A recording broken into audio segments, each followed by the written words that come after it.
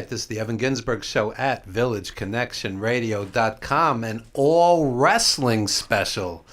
And we are going to be joined later by Jim Phillips, who is from the Gorilla Position website and also the senior editor of Classic Wrestling, and Nia Kennedy, who wrestled for Bill Watts as Satin Doll, Monty and the Pharaoh, who are our wrestling host here at Village Connection Radio. But right now we have wrestling historian and artist Scott Wilson. How are you, Scott? Nice. Thanks for having me. Blessed holiday season to you and everybody that knows you. And it's nice having you here where we're not doing a memorial show. The last two times you were here, it was Johnny Valiant, Nikolai, both close friends of ours. And this time we're just going to talk about wrestling for the most part. It's been a very hard year that way. I think I posted something on my Facebook page the other day remembering all loved ones gone. We just lost Larry Henning the other day, who I never met, but loved to death. There was some kind of connection with me and Larry Henning. No, it's funny. I started watching wrestling in '72, and Larry Henning was on top. But I didn't go live until '74, so I had just kind of missed his WWF run. But I did see him live. It was Larry and Kurt Hennig against the Road Warriors.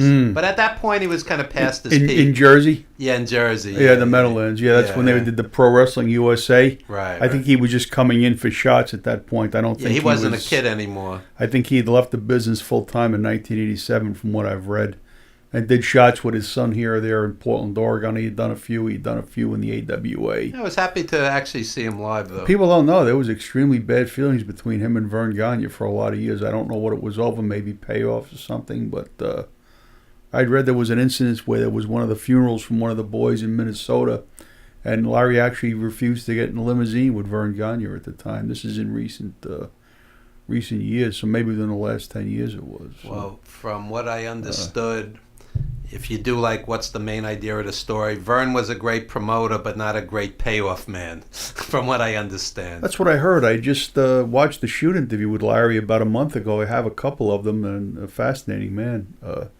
He had said something when he got his leg was injured, and I think it stayed with him until the end of his life. He was in Winnipeg, Canada. I think he was in a tag team match. Johnny Powers was the opponent, and he hit into his leg and the knee, just forget it. And I think he had lifelong problems with the knee afterwards.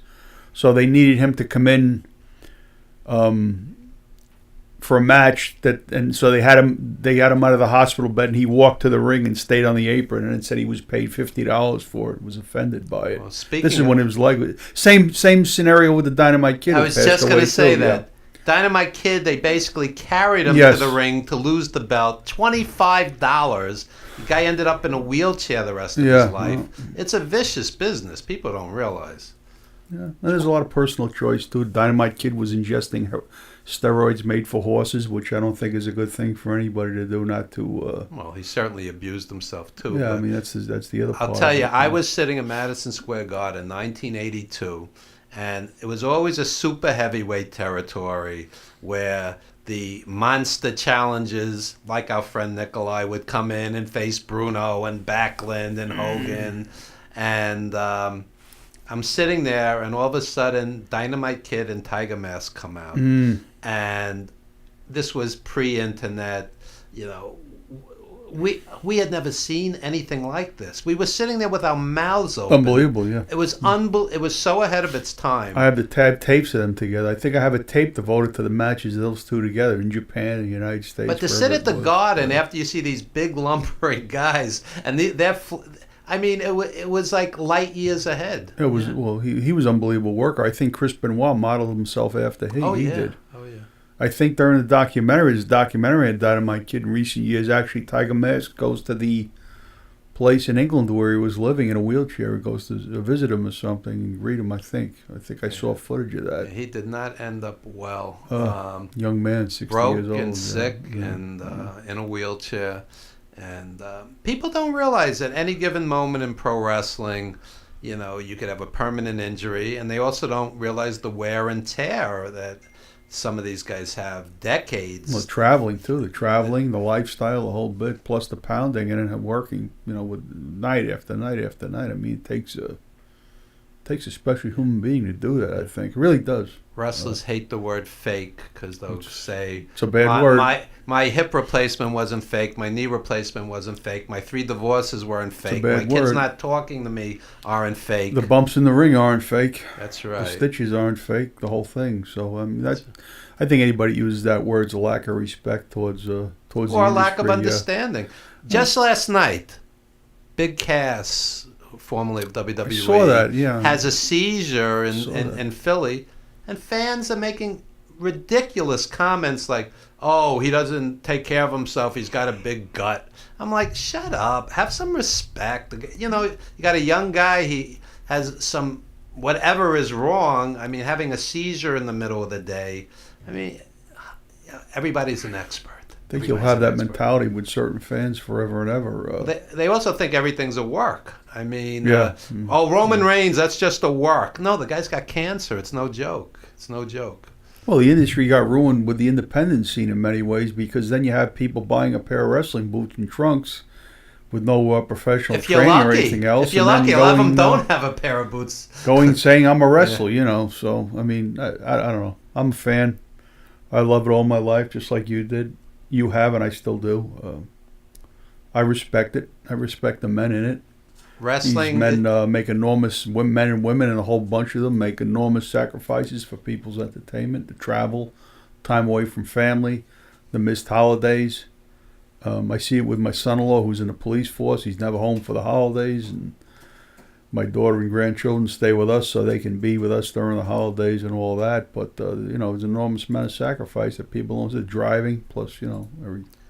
Well, if you remember Starrcade and Survivor Series, these used to be on Thanksgiving and Christmas, and Thanksgiving's been a traditional day for wrestling, the history of wrestling. If you study the history of it, it's unbelievable. The things that have occurred on Thanksgiving. People will have their turkey dinner, then go out to the matches, wherever it may be.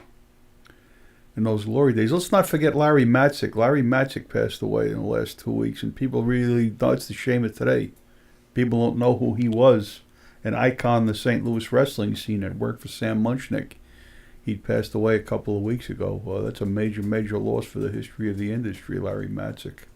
It's a major, major name in St. Louis. Oh, yeah. He'd written books and everything else. And, I went to the Sam Muchnick tribute in the early 90s that Mike Lano threw, and it was one of the most emotional things I've ever gone to. Killer Kowalski was talking about sneaking Woody Strode into hotel rooms during the Jim Crow days down south, and he started crying, and all these guys were reminiscing. People don't realize just how hard it was out on the road night after night, and Walt Killer Kowalski was a dear friend as well, and he had terrible arthritis when he was older, where it was an effort to get off a couch. Just to lift himself, it was an effort, and he was such a fierce competitor that the toll it takes. I remember Ivan Koloff, all bent over when he was older, and how fierce Ivan was, and I'd say it's a permanent shame and disgrace on WWE not to put him in the Hall of Fame. He was headlining Madison Square Garden 13 times. 13 times he headlined the Garden, won the belt back when it meant something. They knew he was dying of cancer, and they held a petty grudge against him. What a disgrace. You don't know what the reasoning is. I know he was, if you read his book, he was blacklisted after he went to work for Einhorn and Martinez in the IWA in 75. The only place he could find work after that was with Dick the Bruiser in Indianapolis, which he did do. And then he came back to WWE. Yeah, well, I guess everything loosened up, but that was a major threat to the McMahons, because I remember seeing as a boy, this is 1975, you saw all of a sudden you didn't see the WWF broadcast on Saturday evening at midnight. You saw the IWA broadcast, and they attempted to... I guess capture that time slot, and then they were trying to capture more of McMahon Sr.'s talent. They'd approached George Cannon, was booking, I think, for them. He approached George Steele. George Steele turned him down, But they had a pretty good roster of stars. They used to run Roosevelt Stadium in Jersey. I saw them at the Beacon Theater in New York. It was Ernie Ladd against Victor Rivera on top. Yeah. Yeah. That's why when Victor Rivera and Danucci took the straps from the Valiant Brothers, they replaced Victor Rivera with Pat Barrett right away. And people wondered why, but now we know the reason for it. Victor Rivera went to the IWA. Yeah, well, how about paying guys better? So they don't need to jump. The nature of the business. I have the tapes from the IWA promotion. Johnny Powers kept, who we mentioned before, kept it running for a number of years in Winston-Salem, Carolina, until Crockett's and them made it impossible for him to run shows, I believe, is the historical fact of the matter. But he kept it going for a number of years afterwards with it. We didn't get it on TV in New York yet, but I thought it was... I thought it was an alternative. Again, today you don't have have nothing different to look at. So, you have this, and people like myself haven't watched it for years, So. And since you have your art with you, before we talk about your art, there have been many wrestlers who were great artists. Superstar Billy Graham, Ted Lewin. Yeah. Tell us a little about that. Superstar Billy Graham, he knows of me through Bill Anderson on Facebook, who I've become a dear friend with. And within the last couple of years, I've acquired quite a bit of stuff collecting-wise on Superstar Billy Graham. That includes 3 paintings. That includes a numerous amount of programs signed, photographs signed. That includes personal items owned by the man himself with legitimate letters to verify it, which I really treasure, My son will have to deal with that one day. I think I mentioned that the other day in a Facebook post. But Superstar Billy Graham's a very talented artist. Oh, yeah.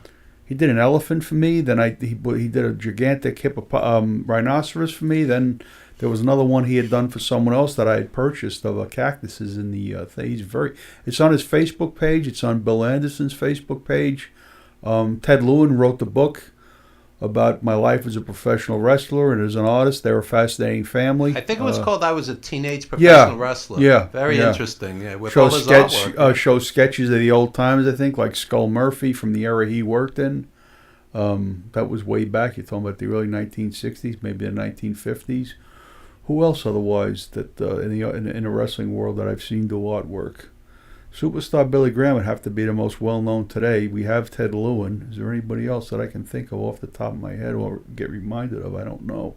Well, if it comes to you later in the show. But tell us about your own Tony work. Atlas. Oh, Tony Atlas. Tony really? Atlas. Tony Atlas is well-known. I think when the tragedy occurred in Puerto Rico and Brody got murdered for no reason, Brody had approached him in the dressing room that same evening and showed him a picture of his son and said, no, can you draw me my son? He said, yeah, I will, and I don't want any money for it, I believe. Tony tells that story, yeah. Tony Atlas is a very talented artist. Wow. Yeah. And tell us about your art. Well, this is an abstract painting I had done one in the last month. I think I calling it Moments of Mortality because it reminds me of a nuclear holocaust for some reason. You can turn it up. You can turn it this way. This way it... I see a dragon. Kind of looks like nuclear rain looks coming like off a dragon. the clouds. See, that's the beauty Game of art. Thrones. Everybody sees something different. Yeah. Now, if you turn it this way... It looks like the ocean's, some kind of warfare coming into the... I don't know. It changed about 25 times in one day. You're putting tons of paint on this canvas. It's going through the drop cloth. It's going onto my wife's kitchen table, staining the tablecloth. I'm getting grief for that. And there's a lot of water on it and a lot of paint, and I'm tilting it and moving it. Some of it's running off, some of it's staying on. I'm adding more. It's like a whole day process. This took a whole day. I finally wound up with that. Anybody who wants to see the how that got to that, morphed into that, I have all the pictures on my Facebook page, so you can see that. So I call that Moment of Mortality. Maybe you had the word nuclear winter to it. I don't know. After I lost my father, a lot of my paintings took on the theme of death. I think it was a subconscious in my mind for some reason. I did a lot of Hitchcock paintings. I do serial killer paintings, true crime paintings, but a lot of abstracts too. And then I do scenes in the woods. So that is that one. If anybody wants to enjoy it or purchase it, it's available on my Facebook page. And show us your other one. Yeah.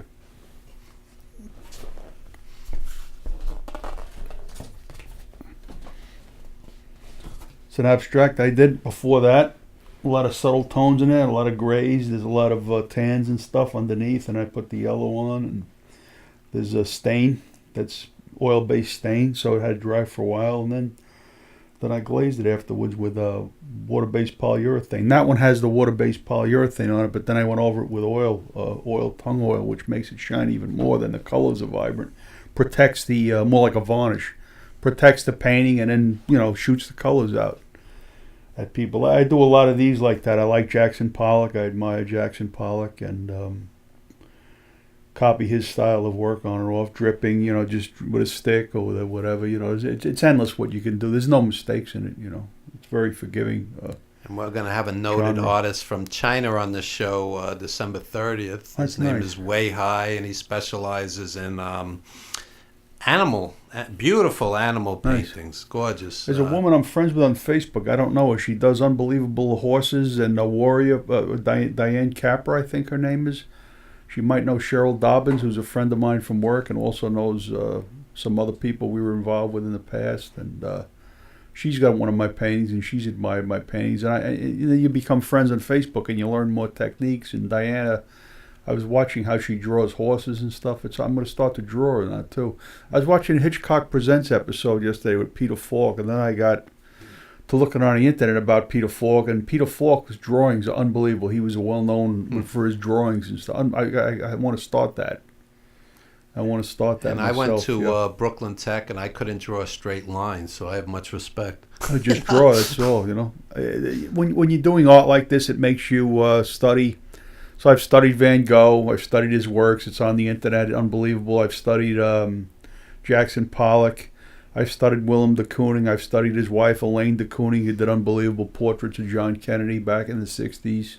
And then I discovered Helen Frankenthaler, and she was it for me. Helen Frankenthaler. People, I don't know if they know who she was. She did these abstract paintings that just, if you look at them, they speak to you. It's unbelievable.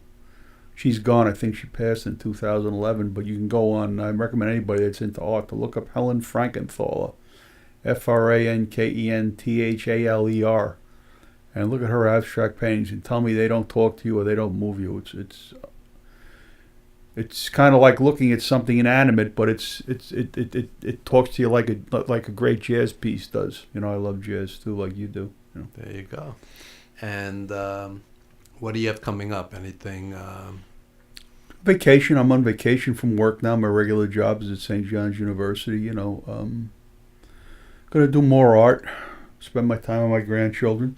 For the holidays, my family. We had suffered a severe loss this year. My wife lost her brother-in-law, her last surviving sibling. So we all need to be together for each other this holiday season, which we will be. And just going to relax and watch old movies, see my friend. You're my best buddy. Thank you. I talk to people on the phone like Nikita Breznikov, who's a dear friend. More like family, I'd say. He's got a book coming out. I think it's devoted to WWF in the 70s. I would say he's probably the utmost historian in the 1970s up in the Northeast. You got other historians and collectors like Tom Burke and Vandal Drummond, I think, is in California. I met him. Yeah. He used to wrestle. Yeah. And you got, you have, who else was there?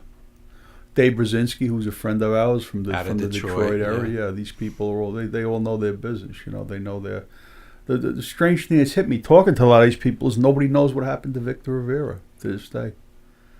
Nobody knows what became of Victor Rivera. He just disappeared. There were rumors, none of which were good, and I won't get into them. Don't get into them No, publicly. I know. Yeah. I'm just mentioning that even the historians don't know everything at some of the time. I met Tom Burke. Tom Burke would have to have the greatest collection of memorabilia in the world, if not one of them.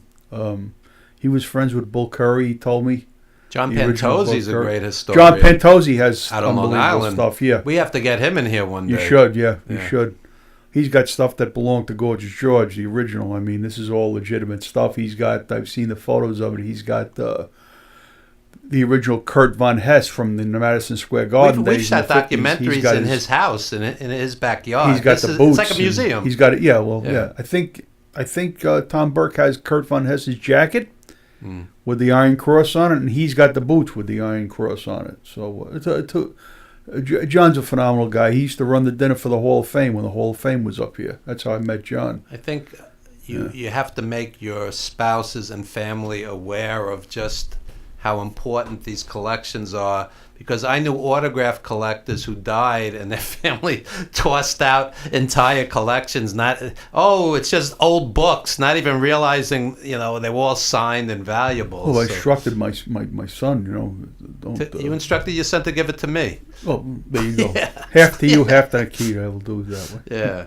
You have like the Nikolai Volkov, Baron von Raschke, Billy Graham Museum out in Long Island. There's some. I have a shed in the yard now. Some of the stuff is in the shed, and some of the stuff is in the garage. I have a box devoted to Baron von Raschke. I have a box devoted to Billy Graham. It's going to be a shame when lightning hits that shed. I have.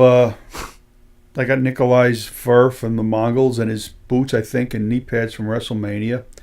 There were other things we were talking about, buying and exchanging, but then he passed away, so I don't know if that possibility. What do you think of the Facebook and social media history pages? What's your take on them? I think they're pretty. Some of them are well done. It's a good place to see people posting video and photographs you may have seen or may have not seen. The problem is, I think, when some of them are marks that really don't know what they're talking about, and when they do misinformation or they tell you they know everything and nobody does, none of us do, there's a lack of humility in some of them. I'm going to say all of them, but for the most part, I think they're good, informative pages. I belong to a few. There's one devoted to the California scene when you see the stuff from the Olympic with John Tolis. I mean, there's not a lot out there on John Tolis. John Tolis is my all-time favorite heel. I love that man. There you go. I love that man. There you go. That's my language too. Yeah. If you go on I saw Tolis wrestle Bruno at the Garden. Yeah, July of '74. I remember. I was there. I remember the promos. I used to sit up in midnight and watch the promos with my grandfather. He used to call Bruno a spaghetti bender. Yeah, there you go. There you go. Those are strong words. Well, they billed him as the Maniac. He was in and out. He wasn't there long. He was in and out. Then he went back to California. Bill Anderson, who's a friend of mine, can tell you stories about John. He was around him a lot.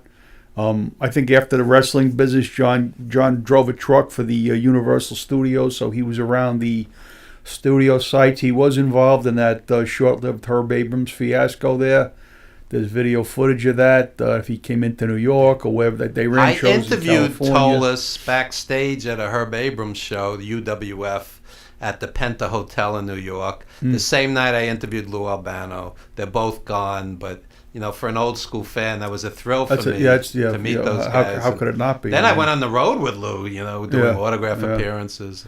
But to say that one night that you interviewed Lou Albano and John Tolis, that's pretty special to me. And Tolis, both of them couldn't have been any nicer. Yeah. It's always funny with the heels. They can't be any nicer in real life. Anytime I was around Lou, he was nice to me. One day we had the convention in Jersey. I think you were there too. He was sitting in the lobby late at night, and he kept giving me dollar bills to go to the bar. The guy had a little bar there set up with dollar bills for the cups of red wine. He kept sending me up for more wine, and we enjoyed that. It was just a nice band to be around. I once had the Valiants and Lou at Chiller, and I emceed a Q&A with them.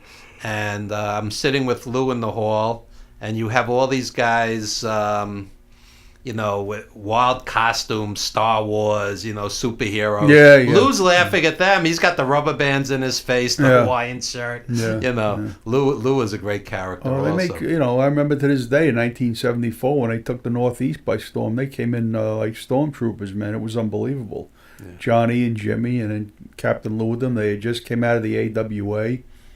And, we were close friends with Johnny. We talk about that. I just saw Jimmy the other week at the big event. Oh, you saw him? Yeah, that's right. 75 years old. He still gets in the ring. Yeah. Let me say something about Jimmy Valiant. In the ring, he may not be Lou Thez, but, man, nobody has charisma like Jimmy Valiant. Unbelievable charisma. It's in his blood. Unbelievable charisma. Blood, yeah. I don't think that'll ever leave. I mean, as great as anybody. Billy Graham, Dusty, Jimmy Valiant. I mean, it's like off the charts charisma. He loves it. Yeah. He loves it. You could tell where his heart is. His heart is in that. He tattooed wrestling boots. I know. He says, I want to die with my wrestling boots. Yeah, he loves it. He sure loves it. I love Jimmy Valiant. He was another one we grew up idolizing and watching, and changed into the Boogie Woogie Man later on. Yeah. I mean, when they came into New York in 1974, it was like something unlike anybody had ever seen before. It was unbelievable. They were ahead of their time, too. They were top of the world, literally. I mean, name a tag team from 1974 that was more on top than them or close to them, probably Gene Anderson or Ole Anderson maybe at that time. And I think we mentioned before John Tolis. I don't think history's been kind to him because much of his career he was based out of L.A. Yeah. They used to erase the TV tapes every A major week. mistake, yeah. Major mistake. Then you got Johnny Valiant, who peaked 10 years too soon before the big boom in the mid-'80s. I think a lot of people don't even connect Johnny Valiant with Johnny V of the mid-'80s. I think some of the younger fans don't even realize the connection. Well, it could be. I guess as you start to learn more about the business and understand what it is, how it morphs and changes, and the guys need to do that. I mean, he did change with the times. I mean, we just talked about Jimmy Valiant. We know he had a stellar career, but Jimmy Valiant's never appeared at a WrestleMania, and Johnny, I think, appeared at 3 of them. Yeah. When the whole new era of the business was being ushered in. Johnny never had the success down south that Jimmy had. You could go on and make comparisons. You could say the same for Bruno. You could say good or bad about anybody. As a single star, Jimmy was the biggest star. But the Valiant Brothers as a tag team, they were number 1 in the world, ranked number 1 in the world. Yeah, I would say so. There's no. I mean, Johnny wrestled Backlund for the title. Johnny headlined as a singles also, but Jimmy was the biggest single star. He was no solid. Johnny was a solid worker, no doubt. Johnny was the yeah. horse of the team, and Jimmy was the showpiece of the team. You know, you'd hear them both say that too over the years, and they had unbelievable success in both singles and in tag team. You know, I would say. Well, we have a lot of staying power, 30 years in the business, whatever more, you know. No doubt. Jimmy's been in the business since the 60s. Yeah, McMahon told Larry Henning when they came up. Larry Henning's on a shoot interview. And Larry Henning had come up to New York to help negotiate a deal with Kurt. This is around the time of the Monday Night Wars, I guess. And Larry said that Vince had told him in the office that Vince said, Larry, you're a dinosaur in this business now. So that was the mentality you have to face today. That was what they did and everything else. And I guess the guys from the 70s and 60s or whatever era were kind of like pushed aside and forgotten, you know, by Vince, I guess, to a certain degree. That's ageism, too. But anyway, we must wrap this up. We have a bunch of other guests. Scott Wilson, thank you so much. If you want to give out any social media, people want to buy your paintings. Scott Wilson on Facebook. Did you see any painting you like? Aren't there 47 other Scott Wilsons? There's only one from Massapequa. Okay, Massapequa. No. Anybody's interested in anything I do, whatever, just contact me on Facebook. We can talk from there. You know, I'm open to anything and everything. So there you go. Thanks for having me. Wrestling historian Scott Wilson, painter Scott Wilson, and one of my best buddies. So thank you for appearing. Love you too, Evan. Same here. You're a good-hearted man. Thank you.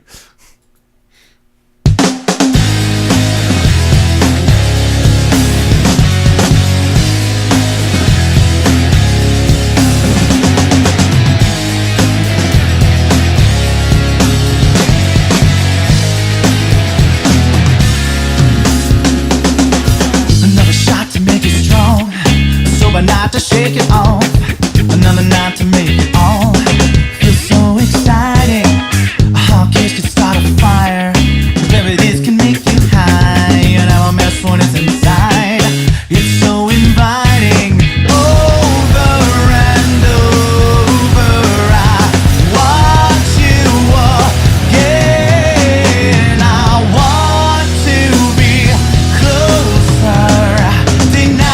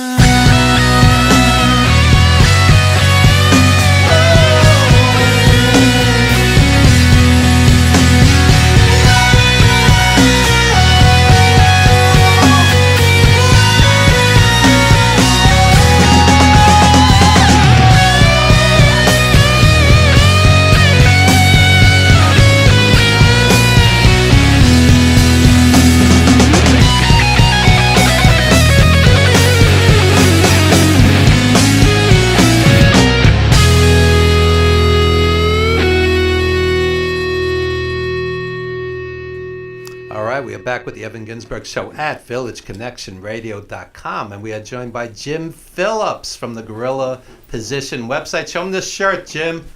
Wow, there you go. That's menacing. Yeah. That's I love our logo.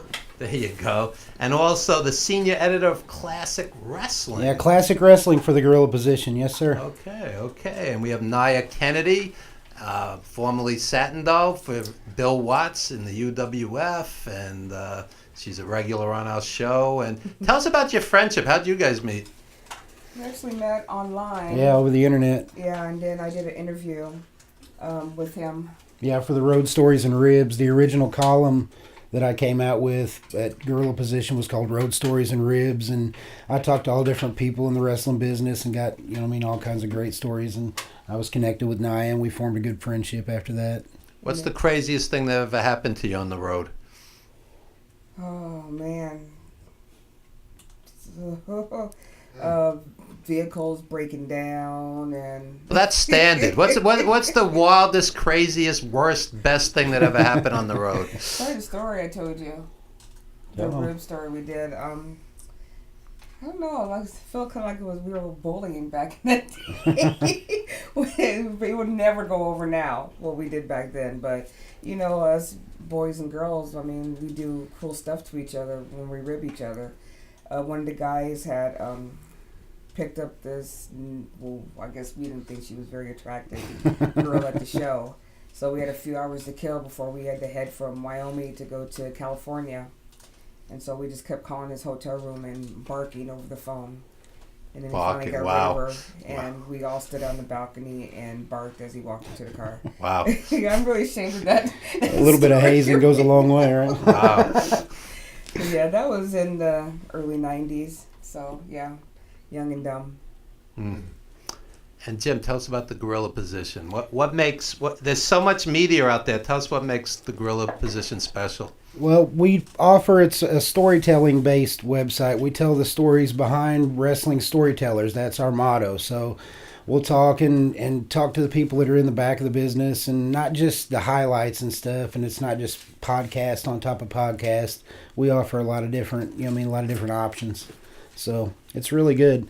I'm working with the Wrestling Territories. That's one of my favorite spots. I'm finishing that up. It's a historical, long-running spot about all the different territories in the business. So, yeah, I enjoy that quite a bit. I posted today that the NWA of the 80s, when you had the Horsemen, Road Warriors, Russians, Midnight Express, Rock and Roll Express, Jimmy Valiant, Billy Graham, etc., so on. I said that was the greatest territory that I ever experienced live.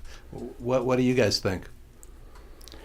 Oh, For me, it was AWA. Really? You know me. Mid-South as well. I love the AWA, but I don't think the talent was on that level. No, it's just for me personally, growing up as a kid, that was the first show that I watched was AWA. And then as I got older and got more into wrestling, it was Mid-South.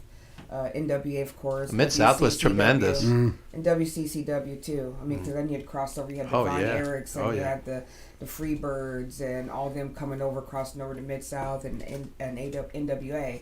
So you got to see a great influx of...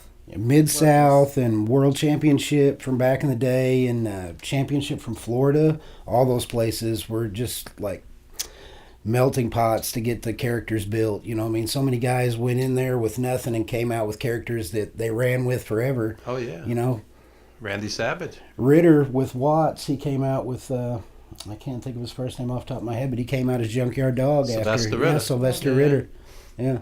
So there was all kinds of stuff that spun out of those territories, and it's missed today. You know what I mean? The system nowadays, they know what they're looking for. So they're casting, it's like a sports combine almost. They know the positions they want to fill, and they cast for that specifically. There's no graduation period where you build yourself up and you go on the road and work your way up to a point to where you have a sellable gimmick and character. It's just different now. I once saw Dick Murdoch wrestle Steve Williams for the UWF belt live. It was one of the greatest matches I've ever seen. Unbelievable. Yeah. How great was Dick Murdoch when he was on? I just have fond memories of Murdoch. Not only working shows for him, when he used to run shows in Colorado, but just like when we'd be on the road doing shows and he'd pop up out of nowhere, you know, come and pick up little Tokyo or something, and we just knew that whenever Murdoch pulled up, you could guarantee he had a few cases or a few kegs of Coors Light in the back of his vehicle with him. So. Wow. I remember seeing him live at matches at our middle school, and he got into it with a little old lady in the audience, and Yeah. she let him know that he was number one. You know what I mean? So Yeah. it was funny. They went back and forth, and yeah, great memories. What would you consider some of the greatest matches you saw live, both of you? All that I've seen live. I would say one of my most memorable was in Cape Girardeau, Missouri. You guys, I'm sure you remember it. Whenever Jake the Snake's wife slapped Rick Rude, and they went through that whole thing. That happened live. I was there for that. That was great. And I was at the very first live event, big live event after 9/11 was No Mercy in St. Louis that October. And I was there for that. That was really moving to hear the whole place shaking with the USA chants, and yeah, it was an experience, something I'll never forget. Naya? Way too many for me to remember, but I think if I like the match that really sticks out in my head, and I was still in business, I just happened to decide with my friends to go road trip down there, was to see the first match that Bret Hart did in Kemp Arena after Owen had passed away, and it was him against Benoit. Wow. Yeah. And it was just them two, just fighting each other. I remember I was third row and just sitting there just watching the match. It was a great match. I've been going to wrestling for 44 years, and to this day, I'll say without blinking, the best match I ever saw was Flair and Steamboat. Flair and Steamboat at the Meadowlands. They went like 35 minutes, and it was unbelievable. I mean, that's when wrestling is elevated to art. Yeah. Yes. Sometimes you watch Raw or SmackDown, and you want to put a gun to your head. It's stultifying. Yeah. So, it's wrestling is like anything else. There's extremes. And, when wrestling's done right, I was talking with Scott Wilson before about, I was at the Garden when Dynamite Kid wrestled Tiger Mask. Oh, wow. It's unbelievable. It was unbelievable to witness that. And Nigel McGuinness and Bryan Danielson. ROH is underrated. Absolutely. 2008, they were unbelievable. Unbelievable. Nigel McGuinness, Bryan Danielson, Austin Aries. They had all the Japanese guys in. It was a tremendous promotion. Tremendous. Yeah, definitely. I watch to keep up with who's in the business now. Really, a lot of times I watch with the TV on mute Yeah. and everything that's going on, But just to You keep should put the current. TV on mute and just not to hear Michael Cole. Oh my God, that guy's numbing. It's like inane chatter for 3 hours. Yeah. Yeah, that's definitely a reason too. But yeah, I don't know. It's a lot of changes in the business. Some good, some bad. I just focus on what I'm doing. Okay, so tell us what you're doing. Well, this right now I just finished my last show for 2018 on Friday for ECPW. So next year, just focusing on the DSS squad and a few of the things that I may have coming And for up. those who don't know, tell us who that is. That is the Deadly Saiyan squad.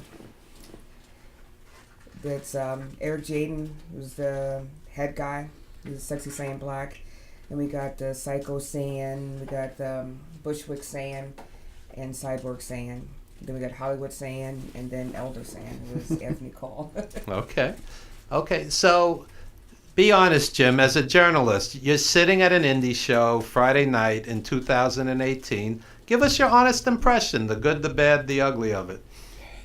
Well, I like the crowd. The crowd at an indie show's always got that little something extra that you don't get when you go to a big event. You get lost in the mass at the big event. You get that personalization.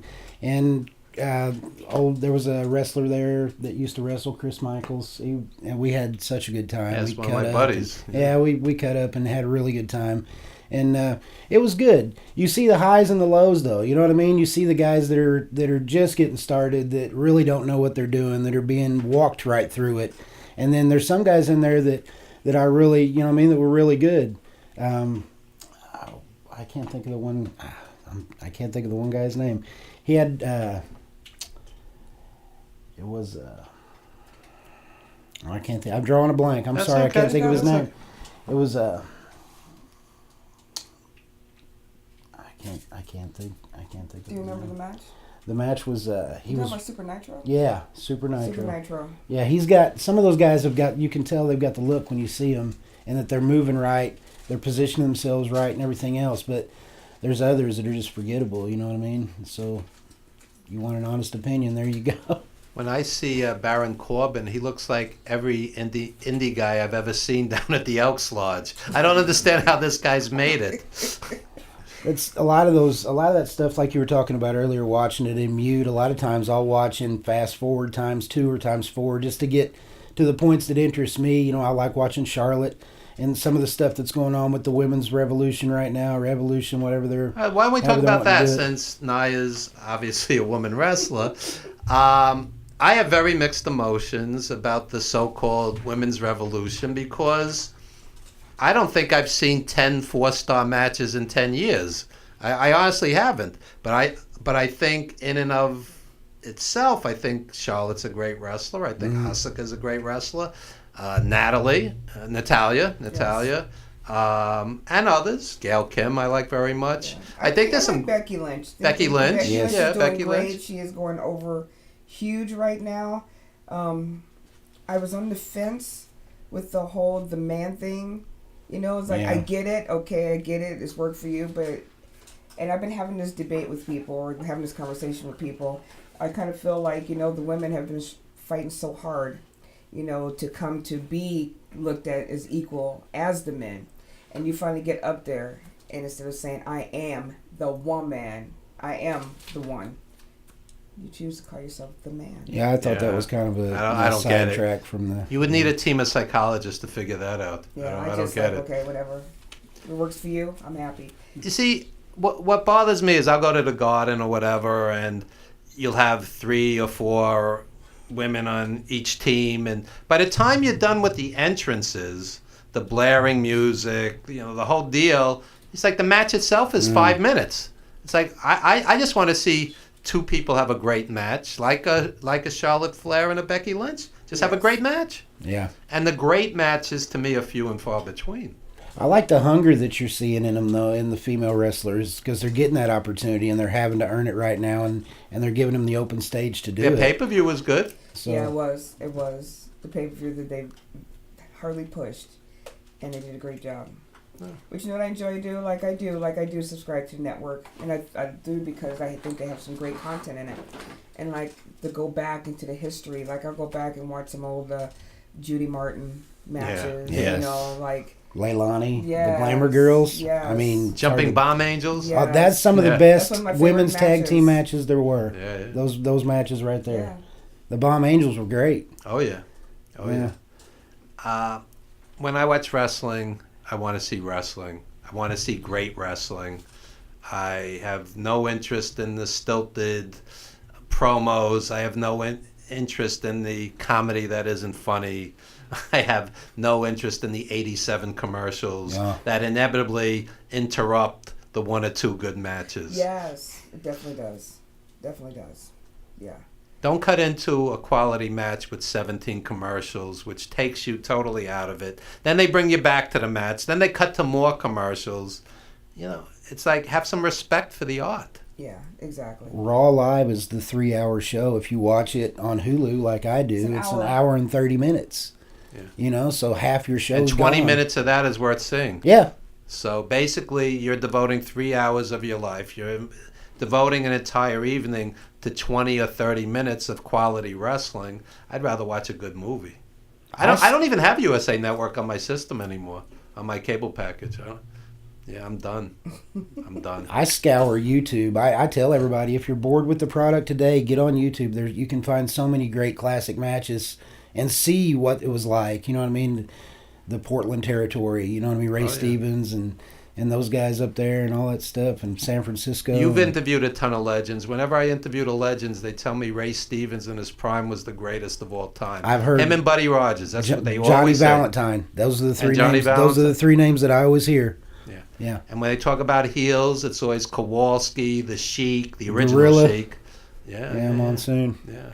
So what do you guys think? Who are the greatest of all time? You know, I'm biased.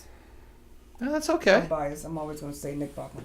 Nick Bockwinkel was amazing. Yeah, I was seeing Nick Bockwinkel in his 50s, you know, when the AWA came to New Jersey. He was like 54 years old, Yeah. and he was still great. He was still one of the great. classic storytellers in the ring. He could work it. You know what I mean? Wrestle and work an hour match Yeah. and keep you there. You It was know what I like mean? a Right couple weeks there. ago, on a Sunday, I just I didn't think I had a show, so I just sat there and just brought up some old Nick Bockwinkel matches from AWA. Yeah. It's like the one when he wrestled Hulk Hogan, and the other one where he wrestled Kurt Hennig. And it was like every time he lost the belt, it was under like something that he would get the belt back, which would just make the crowd just angry even more. Yeah. So. And I liked his promos because he was intelligent. Yes. He wasn't screaming, No. but he made you want to see that match. Yeah. Exactly. You know, sometimes today the promos, you know, they're like written for imbeciles, and they're written. They're written.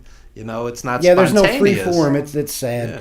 Something else that it were. I mean, not to just keep knocking the product, but today, if you watch the Royal Rumble matches and the matches from back in the classic era, where you would have multiple numbers of people in the ring wrestling like that, you would see guys working their little spots and doing little things. You know what I mean? Keeping the match active. If you watch a Royal Rumble match now or any kind of a Battle Royal match now, you'll see two guys in the center of the ring hitting spots, and there'll be people lined up, all on the outside of the ring, curled up, watching the action, not doing anything. Right. Just laying there limp Right. like a fish. You know what I mean? It's like, throw us a bone, get out there and work a little bit. Well, since we've done our share of WWE bashing, let me say the other side of the story.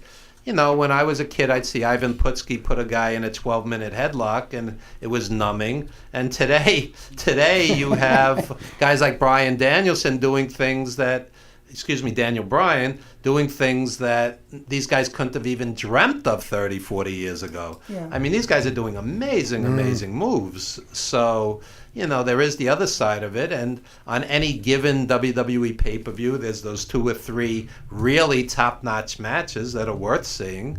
And look at a guy like Brock Lesnar. The guy's a monster, and the guy could work, right? Yeah. Yeah. Yeah, legit mat worker. Yeah. That guy's scary. You know, you see Brock Lesnar come out, I'm like, that's the last man on planet Earth. I want to get angry. Exactly. I've seen him up Him close and New at a Jack. few New videos. Jack's going to be in studio later. Oh, speaking Yeah. of that, He was there Friday night. Yeah. Worked his and Mustafa's match on Friday night. So tell us about that experience. Oh my goodness! I just pretty much just hovered in the corner. It was complete mayhem. I don't think there was any fighting in the ring at all. It went I think the beginning. It went when they crazy came in and really knocked him out, fast. Yeah. It was a wrap. I used to go to ECW, and the gangsters would come out. The music would play. He'd have all the weapons in the little cart there, and it was wild. I mean, it was absolutely wild. And I always thought that was a great gimmick. Yeah. And they're going to be at Village Connection Radio today, 2:00, 3:00. And they're doing your radio show? Okay, so Mike Monty from Monty and the Pharaoh will be on in a little bit and tell us about that. But the gangsters will be in studio at Village Connection Radio So you have in all a the chairs put away. in a couple of hours. Yeah. And Yeah. He almost beat up Eric Sims last time I was here. If Mustafa says, get out of the way, he told him, he said, get out of the way. And there's like two fathers and their sons, and they was all sitting there just like, you know what I mean? He said, get out of the way. Yeah. Third time, man, here the guy came, and they got out of the way. You know what I mean? Yeah, it was, those guys nuts. are wild. It was crazy. So where do you rate ECW among the all-time promotions? Because I had mixed emotions about ECW. I'd go down there, and you know, by the time you saw the third flaming table, it was kind of overkill. But then you would see, you know, Eddie Guerrero against Dean Malenko, which was art. So I had kind of mixed emotions about ECW. What's your take on them? The over-the-top matches, we were talking just yesterday about the Taipei death match with the Rottens, where they put their tape on and soak their hands in the rosin in the glass, and all that over-the-top type of stuff was, I mean, it was okay to watch, but I was like you. I was drawn to the Benoit and then the Guerrero and Malenko Super and all Crazy. those guys. I love the luchadors Yeah, there. The luchadors were great. Super Crazy, Tajiri, and Little Guido. Some of the best Yeah, three-way matches. Little Guido was a technician. Yeah. Yeah. I didn't really watch too much ECW. I watched some, but not too much because being on the road all the time, and then I think the time that it would come on from where I lived was just like really, really late at night. So I really didn't think we really had the option of watching that. Tape traders. We did the tape trading back in the day. There was a lot of, you go to the shows or go to the flea markets and stuff, trade the tapes, and you get exposure to all the other wild, crazy stuff. One of the greatest matches I ever saw live was Terry Funk and Sabu. It was unbelievable. Oh. Unbelievable. Terry Funk, man could work. I love Terry Funk. They should have a statue of him in every... Now that we're tearing down statues, we're going, that statue's not politically correct. Put Terry Funk statues in every city in America. Right. With the multicolored, you got to get the multicolored tights on the statue. Couldn't argue with that, right? Yeah. Everybody... That's like one guy everybody agrees upon. You know, Bruno was not the greatest wrestler in the world, but he had unbelievable charisma. Right. Terry Funk, everybody just goes, I love Terry Funk. Yeah. I never heard anybody say otherwise. And he's hilarious too. And he's a nice person. Very nice. Very nice guy. Yeah, I'm hoping to be able to see him this spring. I'm working that out to go down and do an interview in Amarillo and visit with him. So yeah. So speaking of interviews and speaking of wrestling media, who are some of the announcers you enjoyed today? I mean, going back, of course, we're always going to say Gordon Soley was great, and Jim Ross, of course. Who do you enjoy today? Because generally, to me, it's like a pounding in my head, when I turn on wrestling today. They're not saying anything. It's just like they're just trying to sell the character, sell the ridiculous angle, which is their job. But who do you enjoy? I like listening to the combination of Jim Ross and the guy with New Japan. Yeah. I can't think of his name. He was an MMA fighter. Okay. But they've got a good synergy together. And I like listening to Moro. them. Moro's good. Yeah. Yes, I like him. I also like the special they did on him on HBO. Yeah, That was a good story. They did on him. I kind of get a kick out of Corey Graves. Yeah, I think Corey Graves is good. Corey Graves is The good. combination of him and Phillips, them going back and forth on there. Phillips? Is it Jonathan? Not Jonathan Coachman, the other guy. The Oh, new guy. Byron Byron. Yeah. Sachs. He's okay. Yeah, okay. He's okay. Yeah. But I think he's definitely, and I did like it when Jerry Lawler was on there for a while. That was good. Lawler's funny. Yeah, but Jim Ross will always be. Lawler one of does my like those favorites. 1970s cultural references, which me and Jim get, and half the audience doesn't. Yeah, some of the time, some of the stuff he says nowadays, you just shake your head. You're like, man, just let it go. Let it go, King. It's past it.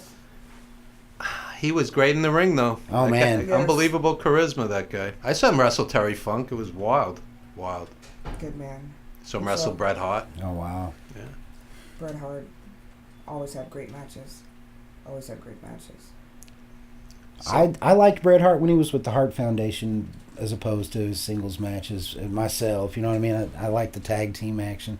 It was really good. Them guys and the Islanders and the Rougeau brothers. They had all that stuff back in those days. Especially the Bulldogs. Oh, man. Oh, yeah. Bulldogs, unbelievable. Yeah. That was great. That was when. And, of course, they're not in the Hall of Fame. Yeah, right? Figure that one out. That's what I was saying. People who have contributed so much to this business for decades and decades are not in the Hall of Fame. But you got people that retired and the next year later because of some medical circumstance they had to retire that they're in the Hall of Fame.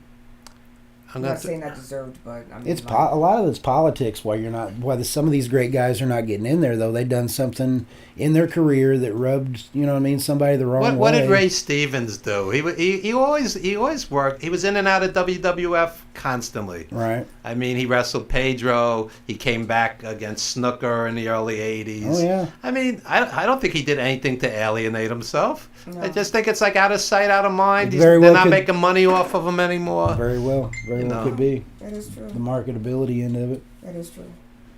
How do you not put Ray Stevens in the Hall of Fame? How do you not put Ivan Koloff, John Tolos, the Bulldogs, Waldo Von Erich, Spiros Arion? Yeah. I mean, these guys made millions for them, and they were great, and they were main eventers, and they were worldwide stars. They were worldwide stars, not just WWF stars.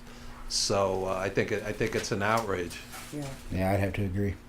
And I don't like to do, well, he or she's in and they're not deserving, because, they're all deserving in their own right. But these guys are more deserving. Yeah. Yeah, if it wasn't for them, I always look at, if it wasn't for them, there would be no us.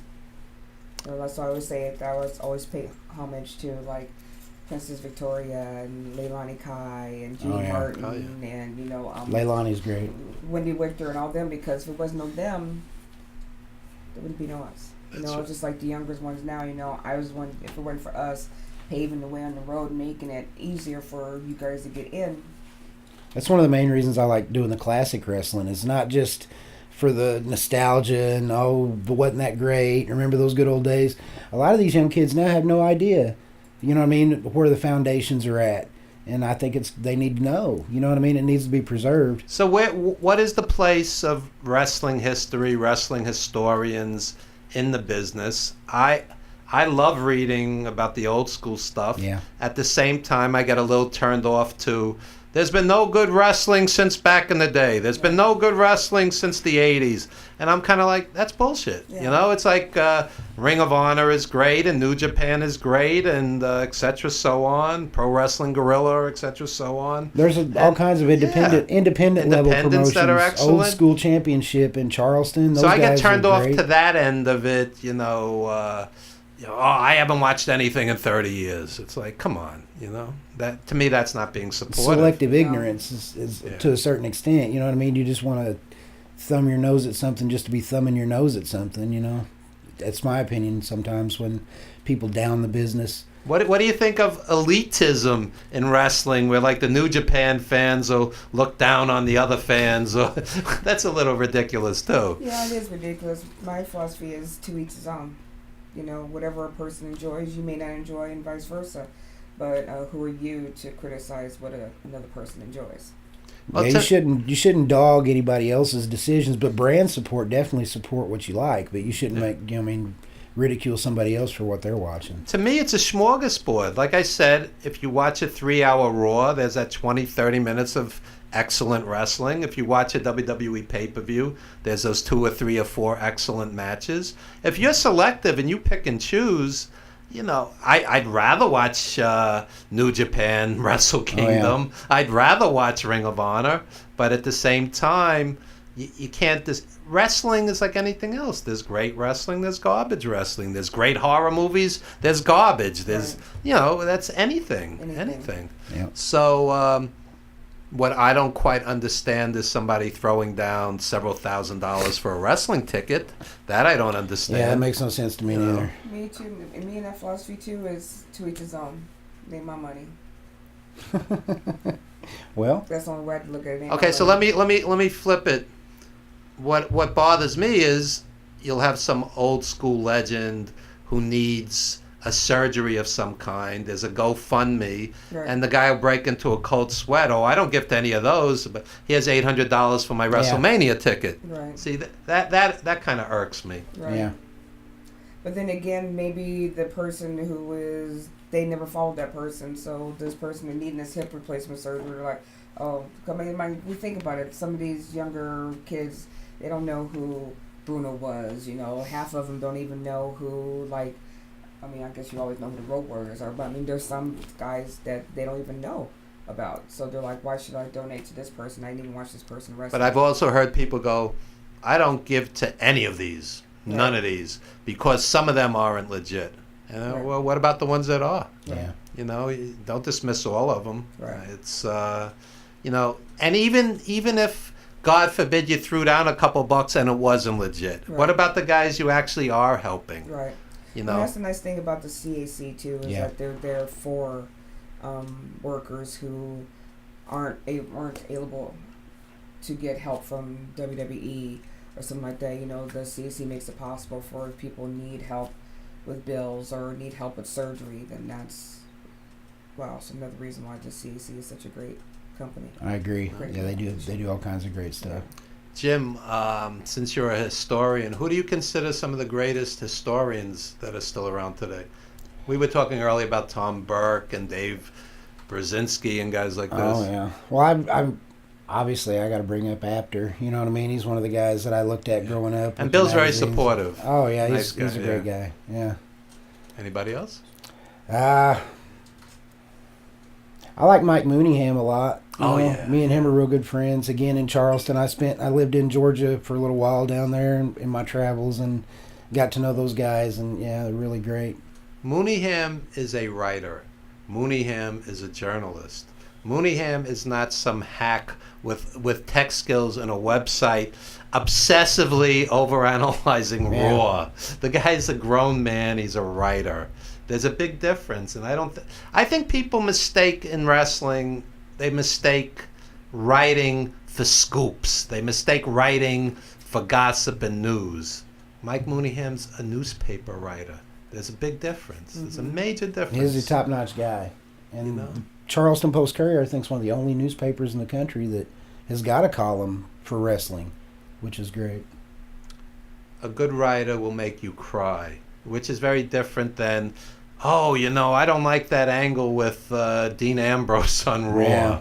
Yeah, it's a huge difference, and I don't think many wrestling fans can distinguish that.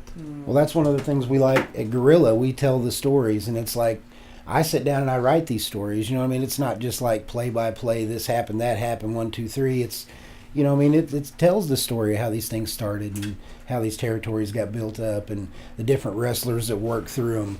You talked about the Sheik earlier in Detroit, and you had Bull Curry.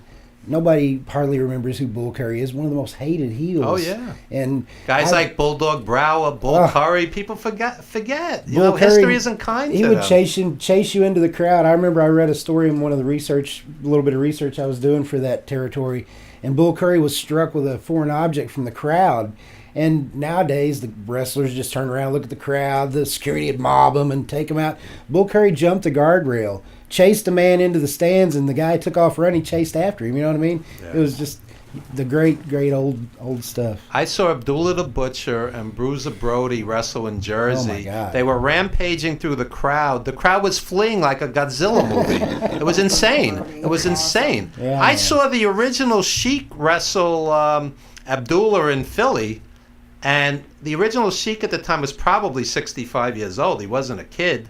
The fans were terrified. Yeah. And these were smart fans. He came out in character with that crazed look in his eye, and the fans were, it was wild. Some of those It was guys that wild. you can tell by looking at them, you know what I mean? You ask yourself the question, maybe that's, you know what I mean? That's really the little side of their personality there that they're just letting out of the cage every Well, once in a these while. are legitimate tough guys, no doubt there. But That crazed look in their eye, you just never know, you know what I mean? For sure, when you're live watching it and they ride up on you, yeah, good times. so I write for a website called ProWrestlingStories.com. JP Zarker out of England runs that, and it also leans towards history. And some of the history could be 90s and 80s, not just 60s and 70s where we might lean towards, but quality website. And I just want to acknowledge JP's grandmother is being put to rest today, Lorraine Lenz. So we want to dedicate the show to her. And yeah, he's very broken up about it. They were very close. So my grandfather loved wrestling. Sometimes this stuff's in your DNA. Yeah, My that's how it is in my grandfather family. used to take my mother to the shows in Brooklyn, and she would see Gorgeous George, Killer Kowalski, Mark Lewin, and all these guys in the 50s. And my mother could never get over the fact that Killer Kowalski was a friend of mine, because she always seen him as like the epitome of evil. How could you be friends with that 'Cause bad she was man? a kid. She was a kid at the time. Yeah. So, yeah, I think wrestling is in some of our DNA. And if you really break it down, when you think of your childhood, you were a kid. Your father or mother or grandfather or grandmother took you to the matches, and they're among your greatest childhood memories. And you always identify it, with my late dad. He took me to wrestling. And it was very weird after he died, like the first time he wasn't there. It was like Yeah. kind of like an empty feeling. I'll tell you when it happened. Pat Patterson was wrestling Backlund 4 straight months. This was in '79, and my father was sick and he couldn't go. And it was very strange being there without him. You know, very strange. Yeah. Yeah, once you get used to that experience, it's a little piece of you's not there. Yeah. It's a big part of your childhood. You know. So plug anything you want to plug. I'm gonna give you the next few minutes, both of you. Well, I got a new company that I'm working for called NEW. We talked about that. Robert Saint. Yes. Yeah, he's gonna be on the show soon. Yes. Yeah. Yes, we have our next show. Believe it's February 9th. 9th. Yeah. At the Old Oaks Lodge, Queens Boulevard. The Elegant Elks Lodge. Huh? Yes. Yeah. Once again, like we were talking about earlier, it's hard to beat that indie experience. You know what I mean? The Elks Lodge, the American Legion, the Armory. I had a lot of fun in that. I used to see ECW. It wasn't technically the same, but it's complicated. It's not the same part of the building, but it's the same building. Right, the same building. Yeah. Yeah, that's. Yeah. Everybody's like, "Oh, yeah, this building." Like, yeah, but no. Now it's a Korean church, and I'm married to a Korean woman. So, anyway, so Jim, tell us what do you I'm have? doing a lot of traveling in the next few months and going and meeting with wrestlers and doing the articles. That's forging these friendships for me is one of the greatest things about it, because after being a lifelong fan, I was talking to Bob Roop recently, and being able to talk to Bob, I'm going to go out and visit him in Lansing and talk to him a little bit about the book that he's working on. And Bob Roop's another guy who history hasn't been kind to, because he was tremendous. he's he's got a script worthy life, man. He was in the Olympics.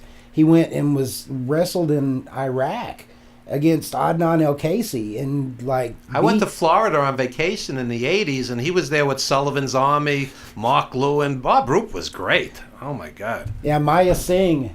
Yeah, Maya Singh, where he had his head That's right. shaved, halfway down the center. But he could Yeah. wrestle. He wasn't just a gimmick. He's guy. legit. He could wrestle. Yeah, he was a shooter. He could put Yeah. take you down, stretch you out, and hurt you. Yeah. And a lot of those old guys were that way. It's Yeah. another thing about the classic wrestling that I love. Some of those old guys were like brawlers and fighters and legit shooters Most that of them, they either that had- wrestled in college or they played football. So yeah. Yeah. But I'm gonna have hopefully a couple of books. I know for sure at least one book coming out this year about all the wrestling territory articles that I've done. I'm gonna put them together and do a book on Amazon.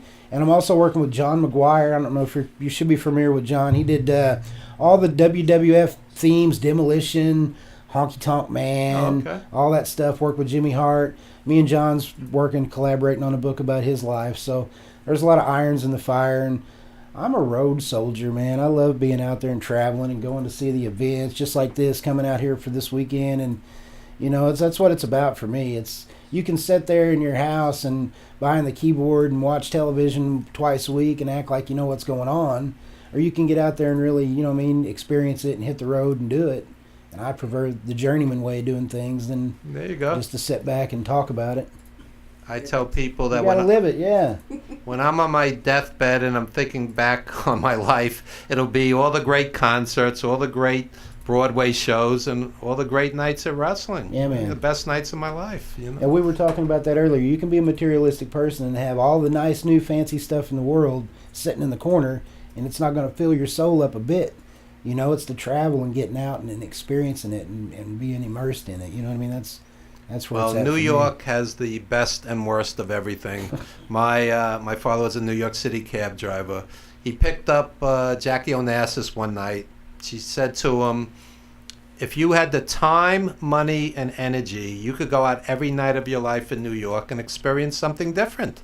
Different restaurant, different show, Yeah. different museum, different club.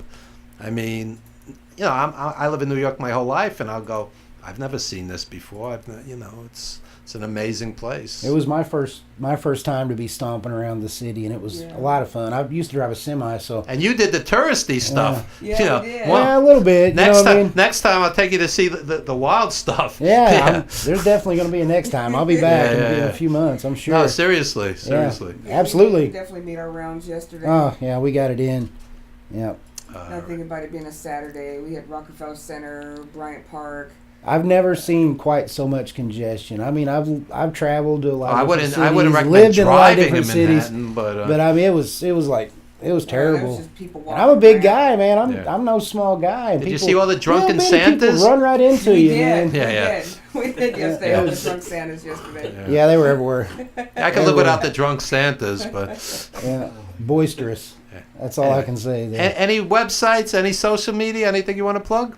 Night Candy at Facebook, Feisty All Day for Instagram, and Night Kennedy for Twitter. Okay. GorillaPosition.com. I'm on features and columns. Go check us out. We got a lot of stuff there to offer. It's a good website, really good website. I'm proud of it. It's not a good website. It's a great It's a- website. yes, There's it's a a- difference. Yes. There's a You, difference. you got me, sir. You got me. It's great. No, and I mean that sincerely. Well, I'm proud to be associated with those guys. They reached out to me, and I came on board with them about a year ago. And the last year's been a whirlwind. You know what I mean? I've been in and around the wrestling business the majority of my life since I was a little kid. My uncle's was a boxer, did the Golden Gloves thing. You know what I Wow. mean? Had the boxing ring in the garage. My grandma had a 3-car garage, and two of it was a boxing ring and the weights and all that stuff. And I've just been around it ever since I was a young kid. So for me, it's a lifelong deal. There you go. And while we're doing plugs, I want to plug my sponsor, SWF Wrestling, Rob Fury Promoter, and check out the website I write for, ProWrestlingStories.com. I like And, that website a lot. Thank you. And check out Lanny Paffo's Genius Cast. Great podcast. Lanny Paffo's had on some of the greatest legends, and it's interesting when you have a wrestler interviewing a wrestler. Yeah. And JP Zark is a big part of that also. The Paphos. Co-hosting. Oh, that's where I got my start watch. ICW, man. The Paphos. Tell us real quick about that. Oh, was at our local civic center. I'll never forget it. I was maybe 5 years old. It was the old school, like 1950s style Art Deco civic centers, all that stuff. And ICW was working there. There was a wrestler by the name of Radamias, and I'm the heel. Love the heels. Yeah, that's me. And he had a real tattered cape, and Radamias jumped off the balcony, ran down the aisle, and it was like we talked earlier. It was like, oh my God, you know what I mean? What's going on? Yeah. Got to the ring, shot the ring, and him and Randy worked. You know what I mean? It was great. And you got to see, like, the one man gang work there, Crusher Broomfield. That was some of his early stuff. So you got to see all kinds of really, really great workers. Ron Garvin and then Roop. And Lanny would wrestle his brother Randy. Yeah, leaping. And the Lanny. people didn't know they were brothers back then. Yeah, he was leaping Lanny. He was Yeah. he was a baby face. Yeah. So we're going to wrap up this segment, and Mike Monty from Monty and the Pharaoh will be joining us in the next segment. And thank you so much. Yeah, and, thank you for having me. I really appreciate it. It's been a Thank great you. experience. My pleasure.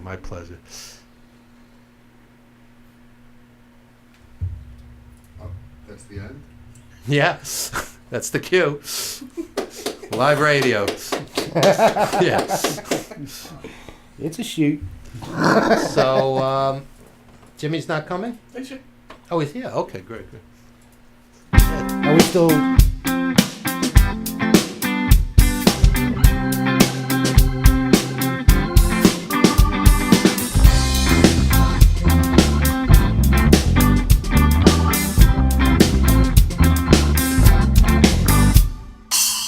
I've got no ordinary plan. The things I dreamed of, forsaken I am damned. A distant calling draws me near. A faithless life is my one and only fear. Rescue me. Rescue me.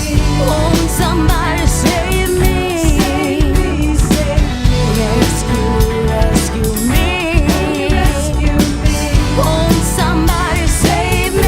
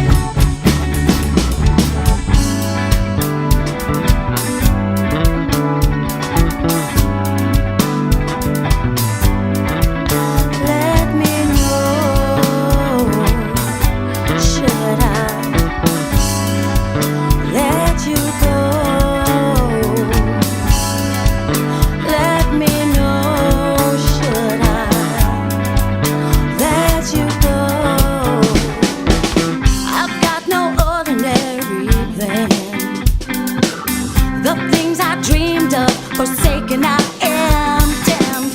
A distant calling draws me near. A faithless life is my one and only fear.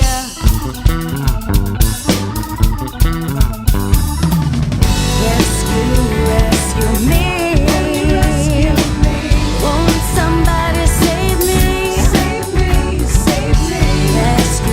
Rescue me. Won't somebody save me?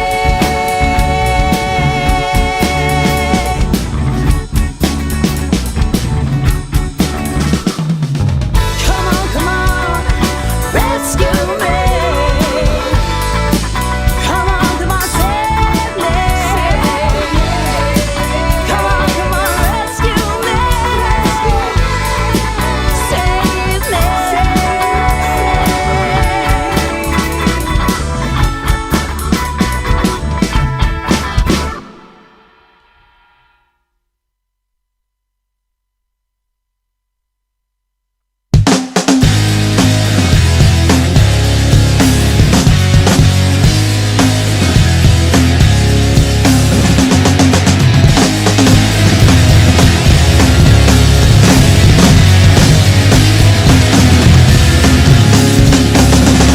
Another shot to make it strong. Sober night to shake it off. Another night to make it on. It's so exciting. A heart catches about a fire. There it is, sober night to shake it off. And I'll mess with another night. It's so inviting. A heart catch can start a fire. There it is, can make you high. And I'll mess when it's inside. It's so inviting. Over and over, I want you again. I want to be closer. Denial, caught between the lines. Denial, caught me by surprise. Another night could change it all. Where we lie is where we fall. One more brick to make a wall. So much for finding out. Another night for you to cry. Another night to say goodbye. One more night is one more lie. It's so defining. Over and over, I want you again. I want to be closer. Denial, caught between the lines. Denial, caught me by surprise. We try, hoping one night to decide. Hoping one night we cry. Hoping one night is enough. We lie, hoping one night we deny. Hoping one night till we die. Knowing one night not enough. Over and over, I watch you again. I want to be closer, closer.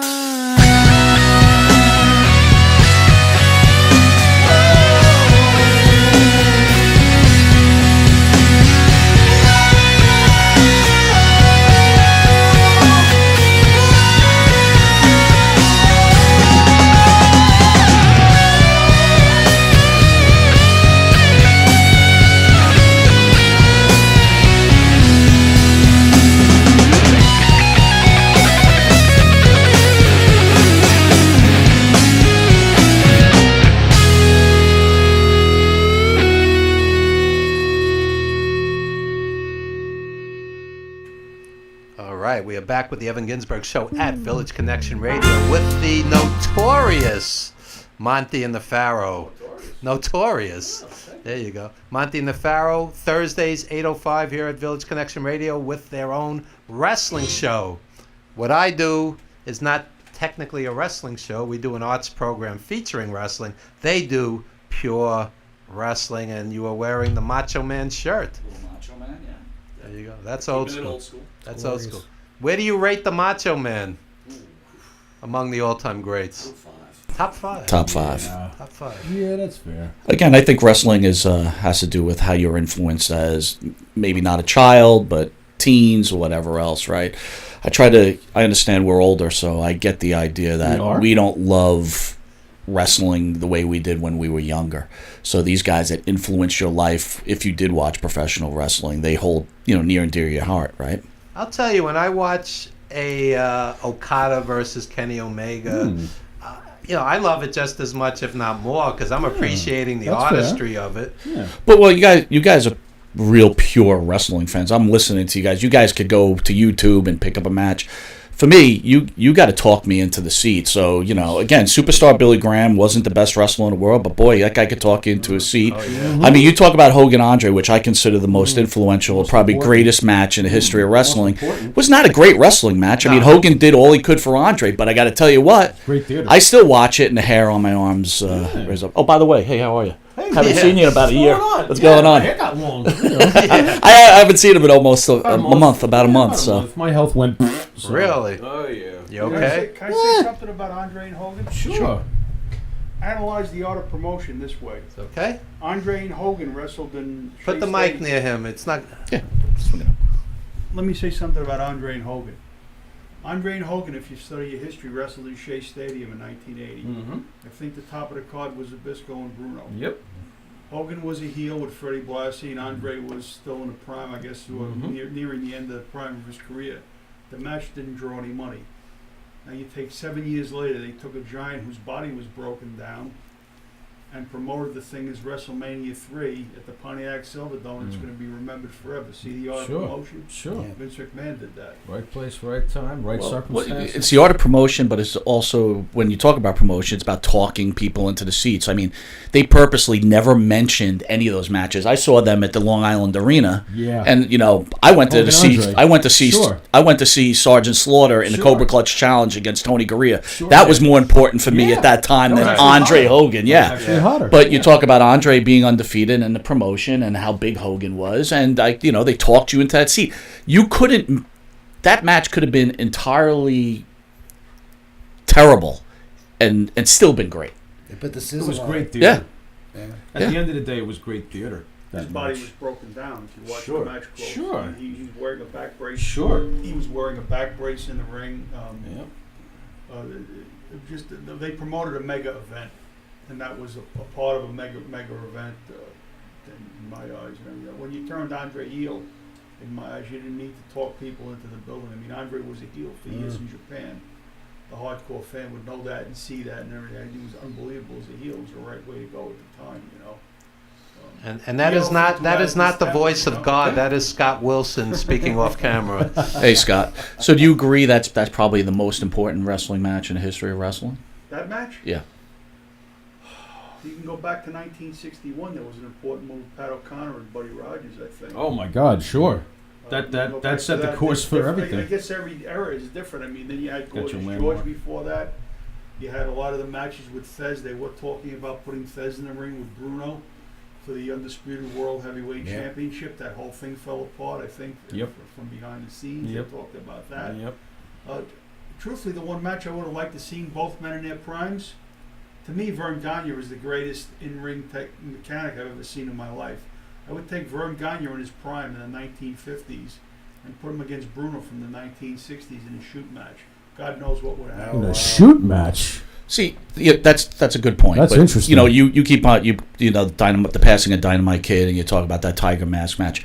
We actually were watching it on television at the live, time. when it happened, Now it again, was great. you're right. The WWF at the time was a big man's promotion. Oh, yeah. So when those two came out, I think we were laughing like, "Who are these guys?" Right. But by the time it was over, you were like, "Holy Yeah, cow, what this was is that? pretty What did I incredible!" just see? Yeah. Yeah. But that was probably the beginning to the smaller guys. Hogan. These bigger guys aren't be able to fly like these. Danielson and all You this. know what I others. loved about that match, as I watched it back recently, of course, with Dynamite Kid passing, I thought it told a very sensible story. Nowadays, it seems like everybody flips and flies to flip and fly. Yeah.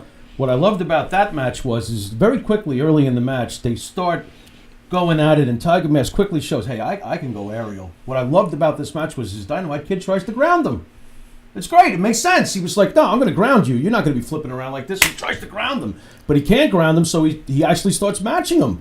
What an incredible match that was. Recently That was on so an great. indie, I saw Teddy Hart against Davey Boy Smith Jr. And these guys were going hold for hold. It was Right. it was impressive. These Right. guys could work. Davey Jr. is a great worker in He the should be ring. be signed by Vince. Him and He's- Vordell Walker had a hell of a match. He's excellent, Smith Jr. He really is. I don't know what they're doing with that one, but that's just another guy they probably He's bring big here in to New ruin. Japan. So Yeah. Yeah. Yeah, they got the KES gimmick in New Japan. Okay. You know, Evan, I want to give you props for your appearance on the Genius Cast. I think it's a number one rated cast up year to date since it's been on. It was a great Lanny interview. Popo Good Show. job. Oh, thank you. You did a great job. Appreciate it. Thank you. When I passed, they could play that in. They could keep playing that. Yeah. oh, the continuous loops.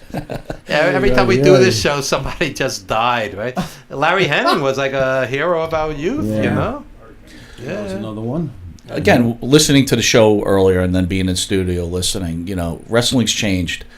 It's hard to remake history. Everything's been done. So think how hard it is to write for this group of guys now.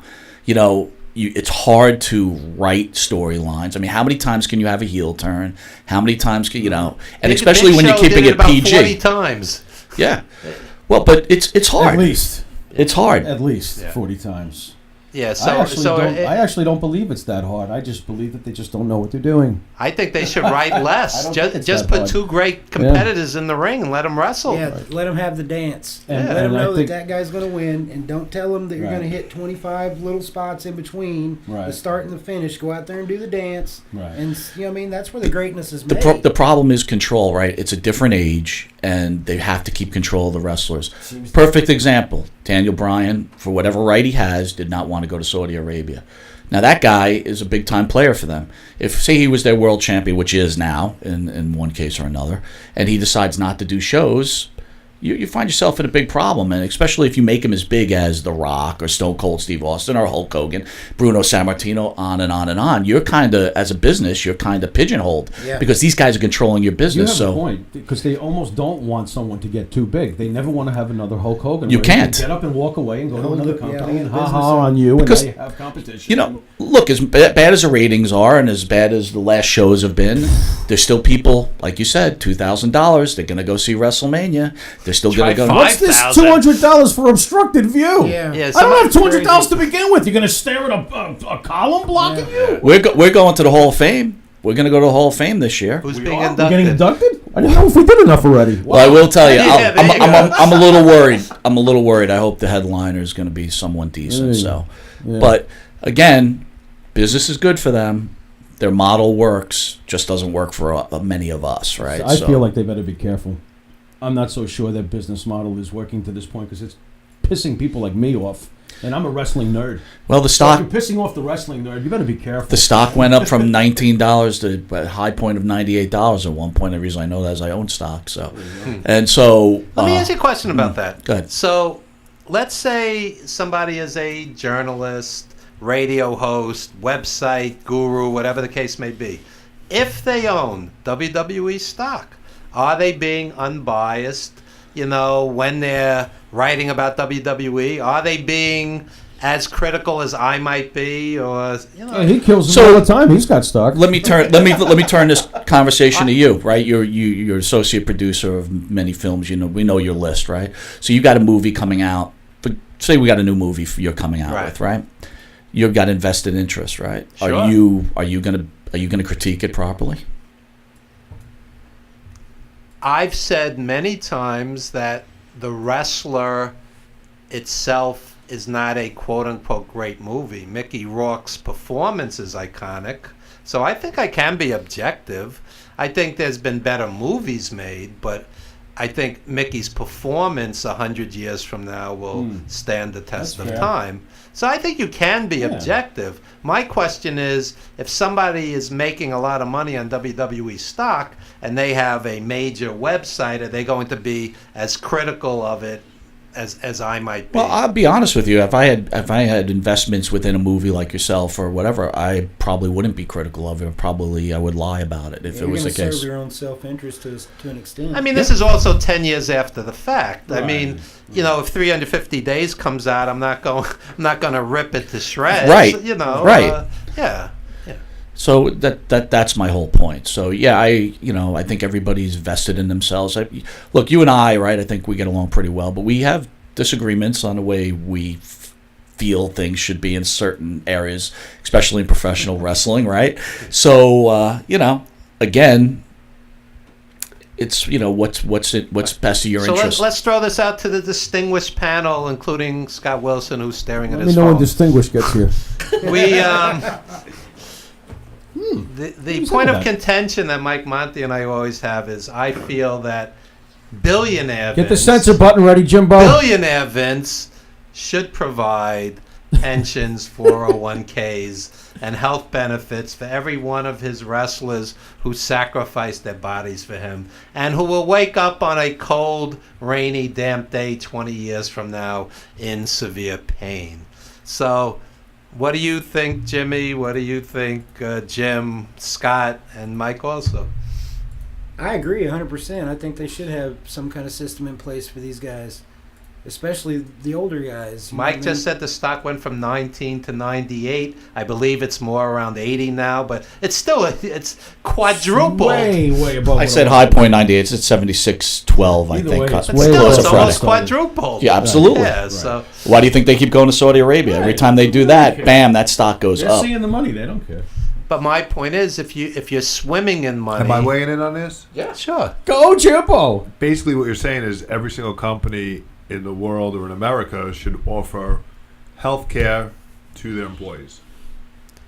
No, Is that, no. no. Why, Well, that's- why is that? Why is wrestling different? You All boxers should get it. All factory workers should get it. All radio hosts should get it. sometimes it's Right, the difference in wrestling is that to this very day they're categorized as independent contractors. I mean, if I'm a I work at salesperson St. and I John's go work University. somewhere, I don't work for the university. I work for the company that contracts to work at the university. There's a buffer there, but I have my health insurance and my pension through the union I'm in. Now, Jesse Ventura made a very good point about watching Jesse Ventura from 1990 and upwards on YouTube recently. Around the time of the Owen Hart tragedy, Jesse Ventura said he would like to see them be represented by SAG union in some kind There you of go. form Yeah, because they're now- TV stars. Because they're now doing stunt work. They were doing stunt work with Sting coming off the rafters, with Owen Hart coming off the rafters. You know, you have to understand something about business with these people. These people are going to do nothing but fill their own pockets with money. The guys today have it better than the guys from the 70s era, no doubt about it. The guys in the 70s paved the way for the guys today. Today they have investment counselors, they have this, they have that. They make enough money to buy their own health insurance, I'm sure of that. The top tier people. right? The middle tier people probably not. Scott, can I just interject one question? Okay. especially since Scott's off camera. I'm sorry. Yeah. They're independent contractors. That means they're their own business. Correct. This is a model that has been put together for years. Before I was even born, I would say. I don't know if they were called independent contractors, whatever. They're their own business. So it's their responsibility to get their own insurance. It's their responsibility to put their money away, right? They come to an agreement. Now, Evan brings up good points. You get a young kid who wants to break into business. He doesn't care. He's signing on the dotted line.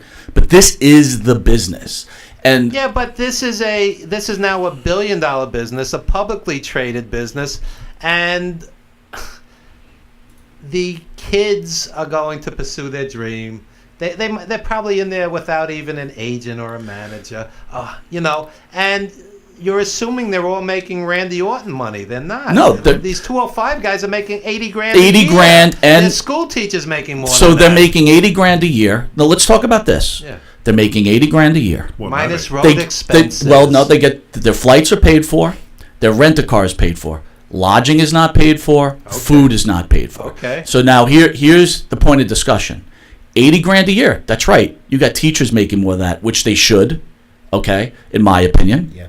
$80,000 a year to perform 10 minutes, maybe twice a week. And if you're lucky enough, they put you on a house show, and then you make a part of that gate. Or I don't know if it's guaranteed money. What about the toll on the human body? So there's two things, right? We've had many wrestlers in here, and I make sure, right, Jimmy, that I ask that same question. Every one of them only care about themselves. If they didn't care about themselves, they would go join a union, or I disagree. I think many of the wrestlers are in tremendous fear of losing their spot, losing their push, being considered a problem, and they don't want to rock the boat. And it's not that they only care about themselves. They're scared of not having a job to, support their family, because it's a ruthless business. And if you're perceived as a problem, most likely you're going to be out the door. That was a story with Owen Hart. From behind the scenes, you heard that he really didn't want to jump off the rafters. You'd heard that he had knocked down 2 other angles. You had heard that he was afraid of knocking down this angle because he was afraid of losing his income. He was building a new home, so he was roughly put in a position where he felt he had to do this stunt. And died for it. Yeah, I think Vince has done a lot of good. Don't get me wrong. I think Vince has done a lot of bad in other ways. His story here both ways, good and bad and everything else. Vince is a businessman, but I think the independent contractor status needs to be gotten rid of. Ken Patera, when he went to jail for the McDonald's incident, they were sending him money.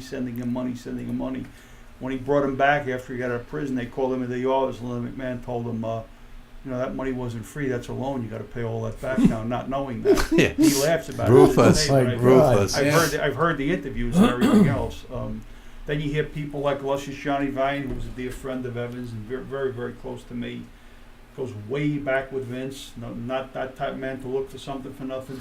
When the time came to let him go, after they brought him back, Vince did not even want to talk to him face to face. So let me ask you this. Would you hire someone, you have a business, they lend nothing to your business anymore, you're going to continue to pay them? I wouldn't. I agree with, I agree with a little bit of ethics in business. I think there are times when Vince has been quite ethical, and there are other times where he hasn't been quite ethical. After the Benoit tragedy, Vince publicly stated, I don't know how long ago this was, but they said the only reason we're sending people to rehab is because it makes us look good. They've sent numerous people to rehab on their thing now. Ask yourself this question. After the Benoit tragedy, weren't there supposed to be public hearings in Congress about all this with Vince McMahon and what he does? All of a sudden, you never heard that no more. Tell me why. What happened with that behind closed doors? Was there money passed around? To this day, we'll never know. Well, we may never know. Well, we could talk about money getting passed around throughout government for years back in the 50s. Just pass it to me. I've been quiet because I've just been letting everybody do their thing. Look at McMahon's wife. McMahon's wife is in the Trump cabinet. You don't think Vince McMahon wields enormous power behind the scenes with a lot of different things? Don't tell me anything. God bless him. I have nothing to do with him. I wish him well. I think he's done good and done bad and everything else. But now they're surrounded with so much money that it's not really in their interest whether the product is good or we like the product or not. They could care less. They're still going to make tons of money off WrestleMania, but they say the house show attendance gone way down now. That tells us. Let Jimmy Farrow chime in, because next week we're going to be doing the Jimmy Farrow Memorial Show. That we will be, yes.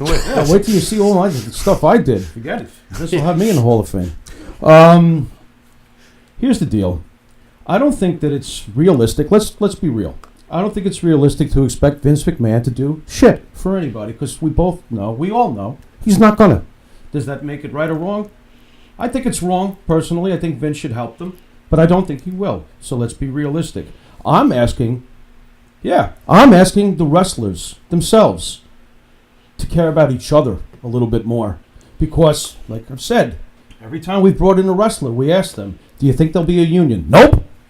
Do you ever see you guys forming something to help each other? Nope. Okay, then how the hell are we supposed to fix anything? We need a wrestler who's loved and respected by other wrestlers, who's already got his Hall of Fame or whatever from Vince and doesn't need anything from Vince, to form not a union, because Vince will break it, to form a medical situation where wrestlers put in and they are somehow ultimately at the end of the day taken care of. It's an independent, medically backed thing for wrestlers that is fronted by someone with some respect and some power amongst, and this is something that should at least be tried. You have that. How can wrestlers... You have it today with Cauliflower Alley Club. What's that? Cauliflower. Fill me in.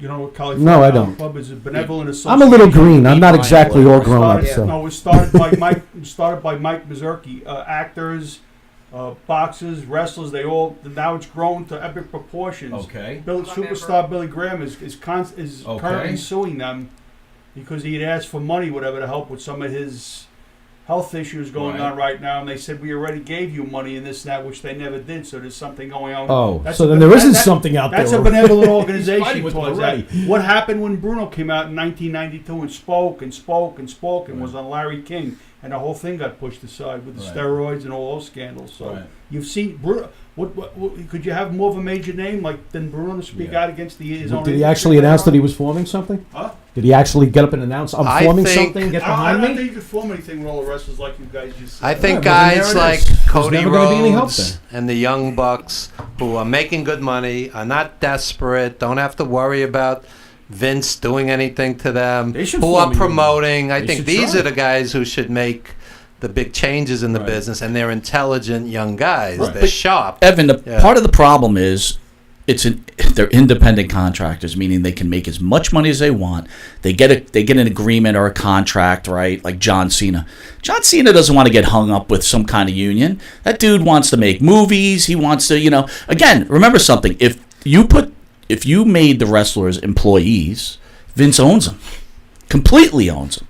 Dwayne Johnson, without wrestling, the guy was broke before he got into wrestling. So, look, I feel bad for some of these guys that cannot, Dynamite Kid, what a mess. What a mess. What about Kamala? What about Kamala? I agree. That was a headliner. But again, again, the discussion we had about Kamala is the guy, at that point, I think they were working 6 days a week. Say he was getting $800 a show. But why should you only get $800 if you're selling out an arena against Hogan? It's exploitative. There was no doubt that was tempting. It is what My whole point is you have a right not to do it or to do it. And, at $800 a shot, times 6, times 52 times a year, comes out to a lot of money. And Kamala wasn't a high flyer. Minus taxes, minus road I expenses. get it, man. I get minus sending money back to your family. Mm-hmm. It's no windfall. It's no windfall. The WWE should definitely cut funds aside, though, and work with someone like the CAC, or give them funds to work with, or create their own, similar organization. If that's the case, then I think any guy that runs a promotion, no matter how big or small, has to pay into it. Period. Not just Vince McMahon, just because he's the ultimate winner. Right. Then I say any promoter. You want to open up a promotion? Guess what? You got to pay into this thing. Right. Well, And see how many of these promotions hang around. Does Major League Baseball coincide with minor league baseball that way? Do they take care of everybody throughout the entire system? Because if that's what you're saying, then why not? I've seen issues Why with not? minor league baseball. Why not? Kurt Flood was the beginning of collective bargaining in baseball. Right. You guys are having New Jack on later. Ask New Jack. Right. We did ask New Yeah, Jack. no. He's like, everybody's out for themselves. Fuck it. I agree with that. Let me say this statement, though. Like, I don't give a shit Let me about say this anybody else. statement. I watched the interview he had done recently, I think down south or something. He was an independent show. They set up a table. He answered questions. We just talked about Vince McMahon. Talk about the way the contracts are set up. New Jack stated at the meeting, he said that they were going to, they'd approached me a couple times, and in the contract, you've got to sign away the name to them. And a lot of these guys don't. The only one who never signed his name away was Jesse Ventura, who kept the trademark. He trademarked his name. Then there was a thing with Jesse and Hogan. Jesse tried to unionize Hogan the boys blew that before WrestleMania 2. Right, yep. Hogan killed that behind the scenes because they didn't want that. And then Jesse won in court when he found out he was lied to. There were no residuals, so Vince had to pay Jesse over $800,000 years ago. Yep. So this is why today you don't see anything with DVDs being produced with Jesse in them, because part of the money's got to go to Jesse. Because What a of what Jesse cheapskate. did. So everybody was a Give Jesse his as money, you good as Jesse, cheapskate. Come he on. might have had a different scenario. I don't So know. so here's an This is interesting. You should catch New Jack with us. Oh, yeah. New Jack Oh, stated yeah. that Vince didn't want him, number Right. one, because of what he was doing in ECW. Yep. He was Right? afraid of They him. ended up bringing D'Lo into the Right. WWE. But then he had a chance in WCW, and who did he blame there, Pharaoh, for not getting him in WCW? Kevin Nash. That's right. That's So, right. again, I don't know about the whole signing over the name. He never said that in our No, they interview. were just afraid of having him there because he was, The problem- unpredictable. We're afraid. The problem with New Jack is a problem similar to me. I have it at work, but I have it around my life. I like to speak fact. Anybody that speaks fact gets ossified. Oh, yeah. And you see that over and Yeah, over again. sure. People don't like to hear the truth. They like sanitized versions of it, and versions of it where the bad parts don't come out. That's part of the problem too, in my opinion. But again, Vince McMahon is surrounded with so much money. What do you do with him? I had seen Pat Patterson about a year ago at one of these events, and I talked to Pat Patterson, and I personally didn't care for him at all as a human being when I was talking to him. I said, "Let me ask you a question. You're Ray Stevens' tag team partner. How the hell can you have a WWE Hall of Fame without having Ray Stevens in it?" His answer to me was, "Well, Ray Stevens is dead many years. So what's that got to do with Yeah, anything?" what does that got to do Yeah. with it? It's got nothing to That's do the, with it. now this guy is a major power. Babe player. Ruth's Yeah, been, yeah. Babe Ruth's Yeah. been Maybe dead that- a while too. Maybe that tells you what the thinking was. I don't know. Well, There is nothing Pat to Lanny do. was in studio, and Lanny said Oh, Pat he knows Patterson Pat. held his father down in a Meadowlands Yes. battle royal, Battle right? Royal. So That's where the heat with Randy started. absolutely. Yeah. So again, the point is like to each their own, right? They're making money. I don't disagree with you, Evan. Like I feel bad, but again, who are we? Naya was just asked the last segment. You said I can't believe someone's going to spend $1,000 to go see WrestleMania. 5,000. Whatever. Yeah. But guess what? If I'm working and Jim I'm killing. Sonali's spending $5,000 for WrestleMania. If I'm not working, go. if To I'm not working, stay home. if I'm working, and that's what I want for my joy, go say it, go do it. It's like I can't tell anybody what to do with their money. Does it seem crazy? Sure, especially when I've gone to live events and spent $100, and I go, boy, oh boy, this is the worst money I've I ever just spent in spent my life. $40 to see Maxwell in concert. It was awesome. There you go. What's Maxwell? Fill me Maxwell's in. an R&B I'm singer. lost. What, Maxwell? I love Ah. Maxwell. Oh, Maxwell is. I'm sorry. Evan's about to attack the Pharaoh. Yeah, okay. Sean, go do All right, name me 5 Iron Maiden songs, then you can attack me, because I don't know who Maxwell is. I don't know. Great music. Is R&B, he? yes. Okay. When you had the Live and learn. when you had the expansion, they changed the whole marketing aspect of the business. Billy Graham had said years before, I had approached McMahon's father when I was champion and said, "Let's sell T-shirts." They looked at him and laughed. McMahon Senior did. So what happened is when Vince took over the whole world with the help of cable TV, with the help of the fighting between the other promoters, we know With the the help whole of Vince's history of awesome it. vision. They He had a changed the vision. marketing. In other He words, when followed I it was a through. boy, I'm sitting home on Tuesday nights watching championship wrestling from Florida, and there's no money being spent out of pocket, and I'm enjoying every second of it to the point where one night I had to go to the hospital, and I told the doctor, "Get me home because I want to see Gordon Solie." That's funny. On UHF. But the point I'm trying to make is, if you notice and analyze how the marketing changed from wrestling purist people that wanted to see wrestling with some kind of interview and some kind of feud in between and keep it kayfabe and keep it, underneath, to let's get the father with the 5 kids in tonight and we're going to sell 20 T-shirts. That was and part of they're gonna buy McMahon's popcorn, vision. the whole Let me give you 2 things. There's an AWA fan. Me too. Vern Gagne wouldn't split money for Hogan, Right. for T-shirts, That and that cost changed the Hogan. course of He wrestling. literally Wow. wouldn't give money 2, for T-shirts. right? He didn't want to split it. He wanted it all for himself. Yep. That's 1. Yep. 2, I don't know if everybody's Yeah. aware, when John Cena was in his heyday, right? He was the #1 T-shirt seller, and that's how it's run. Sure. All they did was change the color shirt every Every week. week. And the same kid I would want the buy blue a one, new Mommy. I shirt. want the red one, Listen, Mommy. so again, Yeah. it's about making. Yeah. Isn't everything about making money And at let's- some point? What about this? What do you do with? Okay, here's a good point. What do you do with a guy like Harley Race, who basically didn't work for Vince? Okay, like No, he did. Crossed over here As the king, I'm right? talking later on. I'm talking the Yeah. bulk of his career. Yeah. Most of his career was in the NWA. NWA, 7-time yeah. champion. And he spent AWA 80% of his career in the NWA. True, Fair? true. Okay. What is Vince supposed to do about his medical problems? Okay, I'll pay for it all. Fuck Crockett.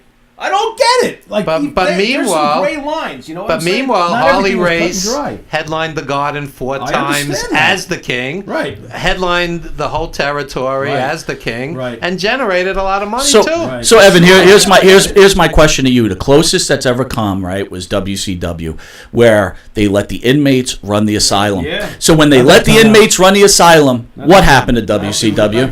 Yeah. Thank you. Yeah, they were So writing you their own need checks. you need a happy Yeah, medium. there's got to be something in the middle. So You maybe, need an honorable person like Jim Phillips to run things. or maybe, That's right. or maybe, job. or maybe Triple H, when he does take over the company, who has a wrestling mind because he probably maybe he makes changes.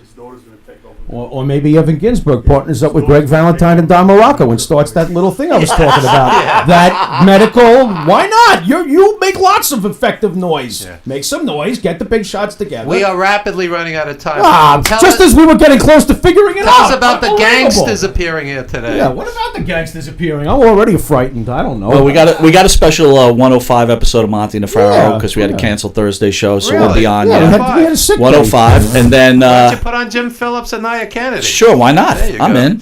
And then at 3 o'clock, then we got the gangsters in Now you're still studio. getting over Friday night. Naya's like, get me on the train. I saw this video Friday night. Naya comes walking out. The next thing I know, there's chairs flying everywhere, and I can't find Naya. Where'd Naya go? I was hovering in the corner. Is that an ECPW event? Oh, Ay, ay, ay. yeah. So New Jack almost beat up his promoter the last time he Yeah, was on. that was so fun. we'll be revisiting Yeah. that whole act Oh, no, do we have at 3 to? o'clock. I Yeah. don't want to revisit. So anyway, fans come down, get an autograph, get a picture with the gangsters. They haven't been And how together in much are 20 they? years. $10 for an auto, $10 for a pick, or you could get the combo for $15. And Monty and the Pharaoh really aren't great promoters, so we go bring what down whatever you want and just get it signed. Give me $15. Vince called. He wants a cut of Look that at Naya, you $10. cut me out of the money. See, that's what I'm See, if I was a promoter like Vince McMahon, I would have stopped you. Oh my! I would have stopped God. all autographs. Squashed.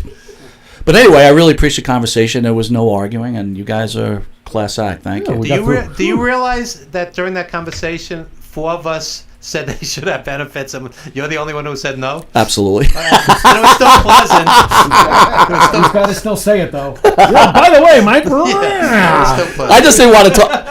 I just didn't want to talk about that Mr. Rogers documentary. That got Stop rough. it. Stop With it. another show, we'll talk see- about that. did you see No, I that, haven't Jimmy? seen it yet, but you stop.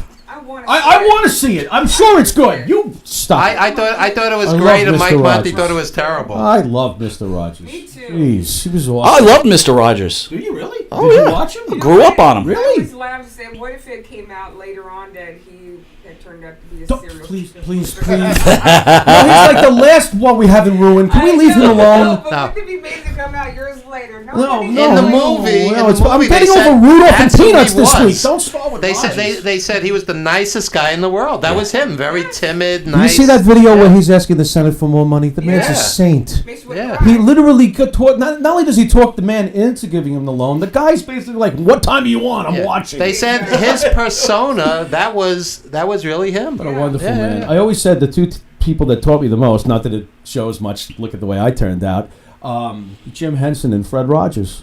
These Wow. guys taught me more than the idiots that Well, were in school. listen, Sorry. Bruce Lee. I grew up on Fred Rogers, Tell me but I would choose 350 days, Oh, there you 365 go. days to watch There you than go. that Fred Rogers documentary. So, Scheduled to come out in the spring. oh, I love that On documentary. DVD? Distribution worldwide, but Okay. we'll get into the Streaming details. and all that other once- stuff? Oh, okay. Yeah. Nice. Good. Good. So we just want to thank our illustrious panel: Jim Phillips, Oh, us. Scott Wilson, Mike Monty, Jimmy Farrow, Nia Kennedy, Jim Savali at the helm, and that'll about do it. Stick around for Monty and the Pharaoh 105, and we're going to continue the conversation in some shape or form here. Terrific. Okay. Later.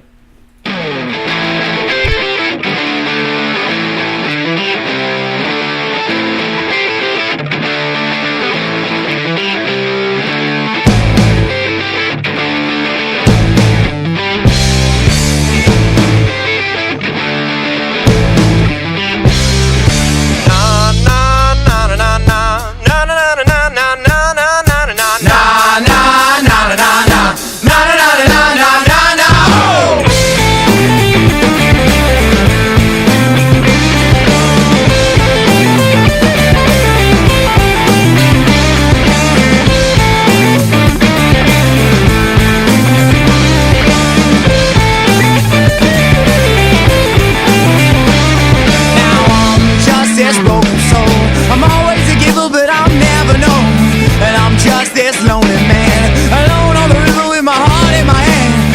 conversation, they're all dead. The lines cut off inside my head.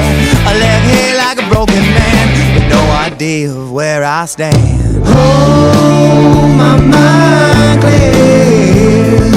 Lord, I shed all of my tears. Oh, now baby, I was just waiting here while you moved on.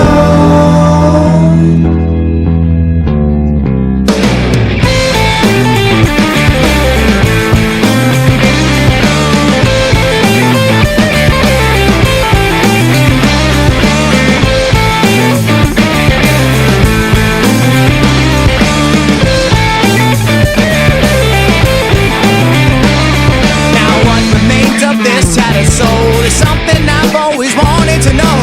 This whole sense of security, this newfound freedom you kept from me.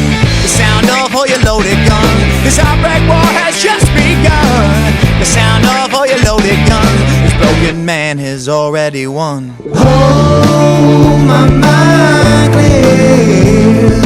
Lord, I shed all of my tears.